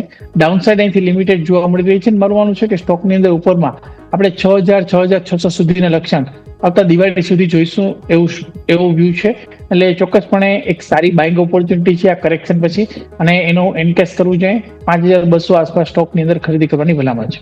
ઓકે, સો વ્યૂ આ પ્રમાણે અહીંયાથી ખાસ બની રહ્યું છે. ટ્રેન્ડ પર માફ કરશો, અહીંયાથી એક્શન ભરપૂર રહેતું જોવા મળી શકે તેમ છે. આગળ વધીએ બીજા કાઉન્ટર્સ બેઝિકલી કે જ્યાં જે શાર્પ અપટિક આવતી જોવા મળેલી છે તેમાં છે લેમન ટ્રી હોટેલ. લીંબુડી નું ઝાડ આપણે ગુજરાતીમાં કહીએ છીએ, બટ અમેઝિંગ પરફોર્મન્સ. પાછલા થોડા સમયમાં અસીમ સર તમને યાદ હશે નિયર પાસ્ટ એટલી બધી પ્રોપર્ટીઝની સાથે યા તો ટાઈઅપ યા તો કોન્ટ્રાક્ટ યા તો તેમણે ખરીદી છે. પોતાની પ્રોપર્ટીઝ એક પછી એક ભારતના સમગ્ર વિસ્તારોમાં તેઓ ઊભી કરી રહ્યા છે અને ઓક્યુપન્સી રેટ વગેરે આ તે બધું તો સારું છે જ. શાર્પ અપટિક 6% ઉપર આજે 150 પહોંચવા આવ્યો. આ સ્ટોક 40-50 રૂપિયા પર કોઈ પૂછતું નહોતું. Lemon tree hotel. અસીમ સર, કે આ સ્ટોક જ્યારે 50-60 હતો ત્યારે આપણે એને બહુ જનરલી એમ ઘણું હતું કે હજી એના મતલબ વેલ્યુએશન મોંઘા લાગતા હતા, પણ યુ રાઇટલી સેડ કે જે રીતે કંપનીએ પોતાના મતલબ જે સિનર્જી ડેવલપ કરી છે અમુક કંપનીઓ સાથે, એ પછી ડેફિનેટલી સ્ટોકમાં એક રીરેટિંગ થયેલું છે. એઝ અ હોલ જો તમે મને હોટલ ઇન્ડસ્ટ્રીની વાત કરતા હો તો હું ડેફિનેટલી બુલિશ છું. આપણે ત્યાં જે ઓક્યુપન્સી રેશિયો છે એ ઉત્તરોત્તર વધતો ચાલ્યો છે. આપણા જે ટુરિસ્ટ છે એ પણ વધી રહ્યા છે, લોકો ટ્રાવેલ પણ સરસ કરી રહ્યા છે, અને ઓક્યુપન્સીનું જે રેટ્સ છે એ પણ સારી રીતે એબ્સોર્બ થઈ રહ્યા છે. પર્ટિક્યુલરલી લેમન ટ્રીની જે વાત છે એમાં જે રીતે સ્ટોકની મુવમેન્ટ છે એક નવા હાઈ પર ચોક્કસ જઈ રહ્યું છે. અત્યારનો જે સમય છે એ પ્રમાણે અગેન હું કહીશ કે જે આપણી પાસે લોકો પાસે બિકોઝ ઓફ ગુડ એક ઇન્ફ્લેશન કંટ્રોલમાં છે, રેટ કટ છે, બીજી બાજુ આપણે મોન્સૂન સારું છે, આ બધી વસ્તુ આ સેક્ટરને પ્રમોટ કરતા આ સેક્ટરને આગળ લઈ જઈ શકે એવી પૂરેપૂરી શક્યતા છે. લેમન ટ્રી જરૂરથી સારો લાગી રહ્યો છે અને મને લાગે છે પ્રોફિટેબિલિટી પણ ઘણી સારી સુધરે એવી શક્યતા છે. ઇવન આ ક્વાર્ટરમાં મારું એવું માનવું છે કે કદાચ હોટલ ઇન્ડસ્ટ્રીના રિઝલ્ટ ઘણા સારા આવશે, જે આ ઇન્ડિકેટ કરી રહ્યું છે. ઓરલની આપણે વાત થઈ લેમન ટ્રી હોટલ્સ, જ્યાં તમારે ખાસ કરીને ફોકસ હોવું જોઈએ. આજે આપણે જે નિમેશ સર જોઈએ તો આપણને યુએસ અને જે ઓવરઓલ જે ટેરિફને લઈને જે પણ સમાચાર છે એને લઈને આપણે જોઈએ તો ઓટો સેક્ટર આપણને થોડુંક દબાણમાં વધારે જોવા મળ્યું હતું. આજે જોઈએ તો આપણે 15માંથી 10 સ્ટોક એવા છે જે નેગેટિવ કામકાજ કરતા જોવા મળે. Bharat forge, TVS motors, boss, Bajaj auto, Maruti, આ બધા સ્ટોક છે કે જેમાં જ આપણને 2 થી 2.5% સુધીનો ઘટાડો આપણને જોવા મળે છે. તો સર અહીંયા કોઈ સ્ટોક તમને પસંદ હોય કે અત્યારે નિફ્ટી ઓટોમાં આપણે જોઈએ તો ઓવરઓલ છેલ્લા 4-5 દિવસથી થોડું અંડર પરફોર્મન્સ જોવા મળી રહ્યું છે, તો આ ઘટાડામાં કોઈ સ્ટોક તમને લાગી રહ્યો કે ફંડામેન્ટલી મજબૂત છે જ્યાં ખરીદીની ઓપોર્ચ્યુનિટી બની રહી હોય સર? ઓટો સેક્ટરની અંદર અગેન ઓટો એન્સિલરી કરતા ઓટો સેક્ટરને જ હું વધારે પ્રિફર કરીશ, અને એની અંદર પર્ટિક્યુલરલી જે મને ગમી રહ્યા છે આઈસર મોટર અને મહિન્દ્રા એન્ડ મહિન્દ્રા, આ બંને કંપનીઓ ઘણી સ્ટ્રોંગ છે, ચાર્ટ સ્ટ્રક્ચર પણ ઘણા સ્ટ્રોંગ છે, અને એના આપણે બિઝનેસ પરફોર્મન્સ પણ તમે જુઓ તો ઘણા આઉટ પરફોર્મ કરતા આવ્યા છે રિસ્પેક્ટિવ સ્પેસની અંદર.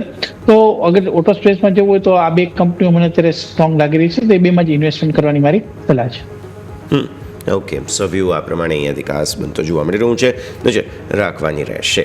આગળ વધીએ, બીજો એક સ્ટોક આજે તમારા પાસે લઈને આવીશ નિમેશ સર, અને તે છે વારી એનર્જીસ. મીમ્સ બહુ ચાલતા હતા કે આ સ્ટોક હવે વધે છે ઘટવા માટે, પણ આજે ફાઇનલી પોતાનો આન્સર આપી દીધો. 3000 ને ઉપર બંધ આપી દીધો સર. 5%ની તેજી, અમેઝિંગ પરફોર્મન્સ વારી energies. Nimesh sir? Yes, structure સારું છે, રાઇઝિંગ એક ચેનલમાં સ્ટોક ચાલી રહ્યો છે અને હાયર ટોપ હાયર બોટમનું એક ફોર્મેશન બનાવી રહ્યું છે. મારું માનવું છે કે ઉપર 3300 રૂપિયા સુધી આ સ્ટોક જઈ શકે છે.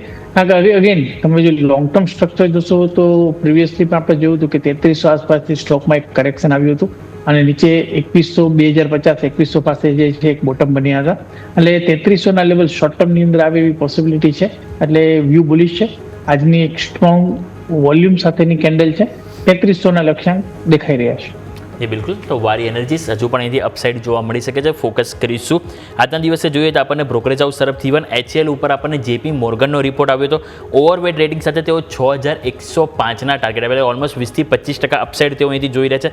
એમનું કહેવું છે કે મજબૂત ઓર્ડર બુક અને સાથે જે સ્થિર ગ્રોથ અહીંથી કંપનીમાં જોવા મળશે, અને સાથે આગળ અનેક મહત્વના જે ઓર્ડર એ અહીંથી હજુ પણ પાઇપલાઇનમાં છે એવું એમનું માનવું છે, અને એ કારણથી તેઓ અહીંથી પોઝિટિવ રિવ્યૂ આપે છે. અસીમ સર, કઈ રીતે લેવીશું? આપણે JP મોર્ગન તરફથી ઓવરવેટ રેટિંગ 6105નો ટાર્ગેટ આપવામાં આવે છે. તમે સર કઈ રીતે જોઈએ છે HCL, અને સાથે સાથે સર ડિફેન્સ થીમને પણ હવે એક વાત કરવાની જરૂરી છે, કારણ કે ઘણા બધા ઇન્વેસ્ટર છે કે જે લોકોએ હમણાં વચ્ચે ઘણા બધા આપણે ભારત, પાકિસ્તાન, ઈરાન, ઇઝરાયલ બધા યુદ્ધ ચાલ્યા ત્યારે નો ડાઉટ જે લોકોએ હોલ્ડિંગ કર્યું છે સારી એવી તેજી એ લોકોએ કરી છે, પરંતુ હવે એ લોકો પણ એક કન્ફ્યુઝન મૂડમાં હશે કે હવે ડિફેન્સ થીમને આપણે અહીંથી પ્લે કરવી જોઈએ હજુ પણ, કે અહીંયાથી કોઈ શિફ્ટિંગ માટે વિચાર કરવો જોઈએ sir? It's a very good question, કારણ કે અત્યારે ડિફેન્સમાં આપણા ઇન્વેસ્ટરનો રસ બહુ જ વધેલો છે અને રિટેલ ઇન્વેસ્ટરે ઘણું સારું ઇન્વેસ્ટમેન્ટ પણ કરેલું છે અને ઘણાની સરસ એમાં વેલ્થ પણ ગ્રો થયેલી છે. હવે સેક્ટરની વાત કરીએ તો એક સારું રનઅપ આપણને આપ્યું. આમ તમે જુઓ તો it has given fantastic return, દરેક શેરો સરસ પરફોર્મ કરે અને ફંડામેન્ટલ પણ સપોર્ટ કરતા આવ્યા છે. એવું નથી કે સપોર્ટ નથી કરતા આવ્યા, પણ જે રીતે એક શાર્પ રાઇઝ આપણને જોવા મળ્યો એ પછી એક આપણે કોન્સોલિડેશન ઝોનમાં છીએ. અને બીજી વસ્તુ એ છે કે બહુ સ્ટ્રક્ચરલ સ્ટ્રોંગ એટલા માટે બની રહ્યું છે કે આપણે એક વસ્તુ જોઈ તો ખરી કે આપણા જે ડિફેન્સના ઇક્વિપમેન્ટ્સ છે it has done remarkably well in the Indo Pak જે આપણો કોન્ફ્લિક્ટ થયો તેમાં. પણ હવે એના કારણસર આપણને બીજી બધી કન્ટ્રીને આપણા જે ડિફેન્સના ઇક્વિપમેન્ટ છે એમાં રસ પડેલો છે અને દેર આર વેરી લાઇકલી કે આપણને એક સારા એવા મોટા ઓર્ડર મળી શકે છે. હિન્દુસ્તાન એરોનોમેટિક પર્સનલી જે પર્ટિક્યુલરલી આપણે વાત કરી છે, બ્રોકરેજ હાઉસનું તો વ્યૂ પોઝિટિવ છે, પરંતુ રશિયાએ પણ એની સાથે રહીને નવા ઇક્વિપમેન્ટ્સ બનાવવા માટેની આપણને એક પેશકશ પણ કરેલી છે. અને ઓવરઓલ જો વાત કરીએ તમે ડિફેન્સના દરેક સ્ટોકની, તો વોર તો ચાલે છે બરાબર છે, પણ એક વસ્તુ હંમેશા કોઈ બી કન્ટ્રીને સ્ટ્રોંગ બનાવવા માટે તમારે સ્ટ્રોંગ બનવું પડે અને એના માટે કરીને આ કન્ટિન્યુઅસ પ્રોસેસ છે. હું નથી માનતો કે આ સેક્ટર ક્યારે નિગ્લેક્ટ થયું. પાસ્ટમાં જ નિગ્લેક્ટ થયું હતું અને એની સામે અત્યારે તમે જુઓ તો બધી જ કંપની પાસે એક સારા ઓર્ડર છે. સારું એટલે ઇવન તમે નેક્સ્ટ 5 yearsની વાત કરીએ તો પણ ઘણા સારા ઓર્ડર્સ છે. તો નેગેટિવ કંઈ બનતું નથી. ઓનલી થિંગ જે સારા પ્રાઇસ થયા પછીનો જે કોન્સોલિડેશન સ્ટેજ હોય છે એ આપણે અત્યારે જોઈ રહ્યા છે. એટલે વ્યૂ એબ્સોલ્યુટલી બુલિશ છે. શોર્ટ ટર્મ કદાચ હજી પણ કોન્સોલિડેટ થઈ શકે છે, પણ લોંગ ટર્મ માટે હજી પણ આ સેક્ટર્સ ઘણું સારું પરફોર્મ કરશે. તો ઇન્વેસ્ટરે કોઈ ચિંતા કરવાની જરૂર નથી. એક ક્વિક બક્સ નહીં બને, પણ તમે ઇન્વેસ્ટર તરીકે છો તો રિટર્ન સારા મળશે. ઓકે, સો વ્યૂ આ પ્રમાણે અહીંયાથી ખાસ ડિફેન્સ સ્ટોક્સ માટે બની રહ્યું છે, નજર રાખવાની રહેશે. આજના આવા માર્કેટની અંદર ઘટનારા શેર્સમાં ઓબ્વિયસલી આપણે ટાઇટન પણ ડિસ્કસ કરવો જોઈએ, બિકોઝ બિઝનેસ અપડેટ્સ અને આ તે બધી જ પરિસ્થિતિઓ બાદ મેજર પ્રોફિટ બુકિંગ આવતું જોવા મળેલું છે. નિમેશ સર, એક વખત તમારા પાસે લઈને આવીએ ટાઇટન, મલ્ટિપલ બ્રોકરેજ રિપોર્ટ્સ પણ આવ્યા હતા, બિઝનેસ અપડેટ પણ સાથે સાથે આપને ક્વિકલી જણાવી દઈએ. ઇન્ટરનેશનલ બિઝનેસમાં આગળ 50% વધારો છે, ડોમેસ્ટિક બિઝનેસમાં 19% ગ્રોથ તેઓએ પ્રોજેક્ટ કર્યું છે અહીંયાથી. કન્ઝ્યુમર બિઝનેસમાં 20% ગ્રોથ છે અને જ્વેલરી સેગમેન્ટમાં 18% ગ્રોથ છે. વોચ સેગમેન્ટની અંદર 23% ગ્રોથ તેઓ એન્ટિસિપેટ કરી રહ્યા છે અને આઈ કેર બિઝનેસની અંદર 23% ગ્રોથ તેઓ એન્ટિસિપેટ કરી રહ્યા છે. પ્લસ ડોમેસ્ટિક માર્કેટની અંદર 9 સ્ટોર અને ઇન્ટરનેશનલ માર્કેટમાં 1 નવો સ્ટોર ઓપન કર્યા. ટોટલ સ્ટોરની સંખ્યા થઈ 3322, પણ સ્ટોકમાં પ્રોફિટ બુકિંગ જોવા મળ્યું. નિમેશ સર. ચોક્કસપણે યસ, કમ્પેર ટુ બીજા પ્લેયર્સની તુલનાએ ગ્રોથ થોડો ઓછો છે, એટલે માર્કેટે થોડું ડિસલાઇક કર્યું છે. પરંતુ અગેન જે પ્રમાણે કંપનીના ફંડામેન્ટલ્સ છે, મને નથી લાગતું કે આ જે ગ્રોથના આંકડા છે એ પણ સારા જ છે. વેલ્યુએશન થોડા ડેફિનેટલી થોડા એક્સપેન્સિવ હતા અને હિસાબે થોડું પ્રોફિટ બુકિંગ જોયું. પરંતુ અગેન તમે ચાર્ટ સ્ટ્રક્ચર જુઓ તો 100 ડેઝ અને 200 ડેઝની એવરેજ નીચેની તરફ 3440, એટલે જે આજનો એક્ઝેક્ટ ક્લોઝ છે એ, અને નીચેની તરફ 3400. એટલે આવતીકાલે હું માનું છું કે 3400 થી નીચે વધારે જાય સ્ટોક એવું મને નથી લાગી રહ્યું. એટલે જો કાલે નીચે ખુલે છે અને 3400 આસપાસ ખુલે છે તો હું માનું છું કે તમારે લોંગ ટર્મ પોઈન્ટ ઓફ વ્યૂથી એન્ટ્રી લેવા માટે 200 દિવસની એવરેજ નજીક એક સારી સ્ટ્રેટેજી છે. વ્યૂ ચોક્કસપણે બુલિશ છે મારો ટાઇટનની અંદર, અને 3400 આસપાસ હું માનીશ કે ટાઇટનની અંદર એક સારી એન્ટ્રી છે ખરીદી કરવા માટે. બિલકુલ. તો અત્યારે હાલ આપણને ઘટાડે ખરીદીની એક સારી તક બની રહી છે, ફોકસ કરીશું. નિમેશ સર, તમારી પાસે હું એક ક્વેશ્ચન લઈને આવવા માંગીશ. અસીમ સર પાસે તમે પ્રાઇવેટ બેંકને લઈને અમે રિવ્યૂ લીધો, તમારી પાસે સરકારી બેંકને લઈને આવવા માંગીશ. આપણે જોઈએ તો આજે આપણને નો ડાઉટ ત્યાં પણ 5%ની કમજોરી જોવા મળી છે, પરંતુ એક SBI ઉપર નજર કરો તો ત્યાં આપણને સારું એવું રિવાઇવલ જોવા મળ્યું છે. 0.5% સ્ટોક આજે એકમાત્ર સ્ટોક હતો સરકારી બેંકમાં જે મજબૂતી સાથે બંધ્યો. અને સાથે સર એક પંજાબ નેશનલ બેંક પણ આપણે એક વખત રિવ્યૂ લઈ લઈએ, કારણ કે તમે અગાઉ પણ સર વારંવાર આપણે આ સ્ટોક છે કે જે તમે તમારા સ્ટોક પિક તરીકે સર અહીંથી પસંદ કરેલ છે સર. યોમિક, ચોક્કસપણે બુલિશ છે વ્યૂ મારો PSU બેંકની અંદર, ને પર્ટિક્યુલરલી જે આપણે સમાચાર જોયા હતા કે ફાઇનાન્સ મિનિસ્ટરે એવી એડવાઇસ આપી છે કે તમે તમારી જે કંઈ પણ સબસિડરી કંપની છે એના IPO નું પ્લાન કરો. એટલે આવતા 1 વર્ષની અંદર ઘણું બધું વેલ્યુ અનલોકિંગ જે છે એ પર્ટિક્યુલરલી SBI ની અંદર થવાનું છે એવું હું માનું છું. વ્યૂ બુલિશ છે. અહીંથી આપણે અગર સ્ટ્રક્ચર તમે સમજો તો એક ટ્રાયંગલ ફોર્મેશનની અંદર સ્ટોક ચાલી રહ્યું છે, અને એના બ્રેકઆઉટ જે છે એ ઉપરની તરફ જ્યારે 830 ઉપર નીકળશે ત્યારે SBI ની અંદર બ્રેકઆઉટ આવશે. ડાઉન સાઇડ અહીંથી લિમિટેડ મને લાગી રહી છે. હું માનું છું કે SBI ની અંદર અત્યારે એક 1 થી 3 મહિનાનો જો તમારો વ્યૂ હોય તો ચોક્કસપણે આ લેવલે એન્ટ્રી લેવા માટેનો એક સારો સમય છે. જેવું 830 ઉપર બ્રેકઆઉટ આવશે, સ્ટોકની અંદર આપણે ફાસ્ટ મોમેન્ટમ જોઈશું કે જે ઉપરની તરફ 900-920 સુધીની અપસાઇડ જે છે એ આવી શકે છે. SBI ની અંદર વ્યૂ બુલિશ છે, અને PNB માં પણ જે પ્રમાણે સ્ટ્રક્ચર બની રહ્યું છે ઘણું બુલિશ સ્ટ્રક્ચર બની રહ્યું છે, અને ઉપરની તરફ હું માનું છું કે 115 નું લેવલ જેવું ખુદાવશે તો સ્ટોકની અંદર ફાસ્ટ મૂવ 125 રૂપિયા સુધીની આવી શકે છે. એટલે બંને કાઉન્ટરની અંદર વ્યૂ બુલિશ છે. કોઈ પણ જાતના ઘટાડો આવે છે તો બંનેની આ ખરીદી કરવાની સલાહ છે. ઓકે, તો ઘટાડો આવે ત્યાં ખરીદી કરવાની સલાહ તમને અહીંયાથી ખાસ બનતી જોવા મળી રહી છે, નજર રાખીશું. અને આ સાથે જ સમયથી કુછ રજા લેવાનો. અસીમ સર, જેટલી આપણે ચર્ચા કરી આપના ડિસ્ક્લોઝર્સ. જે આપણે સો દરમિયાન ઘણા સ્ટોક ડિસ્કસ કર્યા, એમાં અમુક સ્ટોક ફેમિલીના પોર્ટફોલિયોમાં હોઈ શકે છે. આ પણ જે પણ અમે રેકમેન્ડેશન કર્યા છે તો જે મેં એડવાઇસ આપી છે મારા સ્ટડી ઉપર આપી છે. તો જ્યારે પણ કોઈ ઇન્વેસ્ટર ઇન્વેસ્ટમેન્ટ કરતા હોય તો એમના ફિનાન્શિયલ એડવાઇઝરની સલાહ લઈને પછી જ ઇન્વેસ્ટમેન્ટ કરે. યશ આપનો અને યોમિકનો ખાસ આભાર. નિમેશભાઈ આપનો પણ ખૂબ આભાર. જી નિમેશ સર, આપની પાસે આવીશ. આપના તરફથી ડિસ્ક્લેમર. જે કંઈ પણ સ્ટોકની ચર્ચા કરી છે, પર્સનલી મારો કોઈ સ્ટોકમાં હોલ્ડિંગ નથી. ક્લાયન્ટને એડવાઇસ આપેલી હોઈ શકે છે અને ક્લાયન્ટની પોઝિશન જે તે સ્ટોકમાં હોઈ શકે છે. દર્શક મિત્રો વિનંતી કે કોઈ પણ જાતનો ટ્રેડ યા ઇન્વેસ્ટમેન્ટ લેતા પહેલા પોતાના ફાઇનાન્શિયલ એડવાઇઝરનો અચૂક સંપર્ક કરે. અને આ સમય બોલાવવા બદલ આપનો ખૂબ આભાર યશ, યોમિક અને અસીમ સર. આપની સાથે ઓલવેઝ સ્ક્રીન સેટ કરીને ખૂબ જ આનંદ આવે છે. થેન્ક યુ, ખૂબ ખૂબ આભાર આપ બંનેનો, અસીમ સર, નિમેશ સર, અમારા સાથે જોડાવા માટે અને આ સમગ્ર ચર્ચામાં ભાગ લેવા માટે. તો ભારતીય માર્કેટ્સ હવે એકદમ ચોપી રેન્જમાં દિવસભર રહેતા જોવા મળ્યા. પણ એક્ઝેક્ટ 2:45 વાગ્યાનો એ સમય હતો કે જ્યારે ભારતીય માર્કેટ્સે રિવર્સલ બતાવ્યું, જે ફાઇનલી જરૂરી હતું અને મહત્ત્વના લેવલ હતા તેને ઉપરનું ક્લોઝિંગ તમને જોવા મળ્યું. રિયલ એસ્ટેટ, સરકારી કંપની, પ્રાઇવેટ બેન્ક્સ, આ બધા જ સેક્ટર હતા કે જેની અંદર બહુ જબરદસ્ત તેજી આવી, રિકવરી આવી, જેના કારણે માર્કેટ્સ છેલ્લે વધારા સાથે બંધ થતા જોવા મળ્યા હતા. પણ એકંદરે ભારતીય માર્કેટ્સમાં સારી તેજી, સારી રિકવરી તમને બનતી જોવા મળી છે. લેટ્સ સી હવે આજે સેન્સેક્સ એક્સપાયરીનો દિવસ હતો, છેલ્લે લિનિયર મૂવમેન્ટ બાદ તેજી આવી. આવતીકાલે શું થાય છે તે આપણે જોવાનું રહેશે. પણ આ સરે જ આ કાર્યક્રમમાં હાલ બસ આટલું જ. મને અને યોમિકને આપશે રજા. આગળના અપડેટ્સ માટે આપ જોતા રહો ન્યૂઝ કેપિટલ ગુજરાત.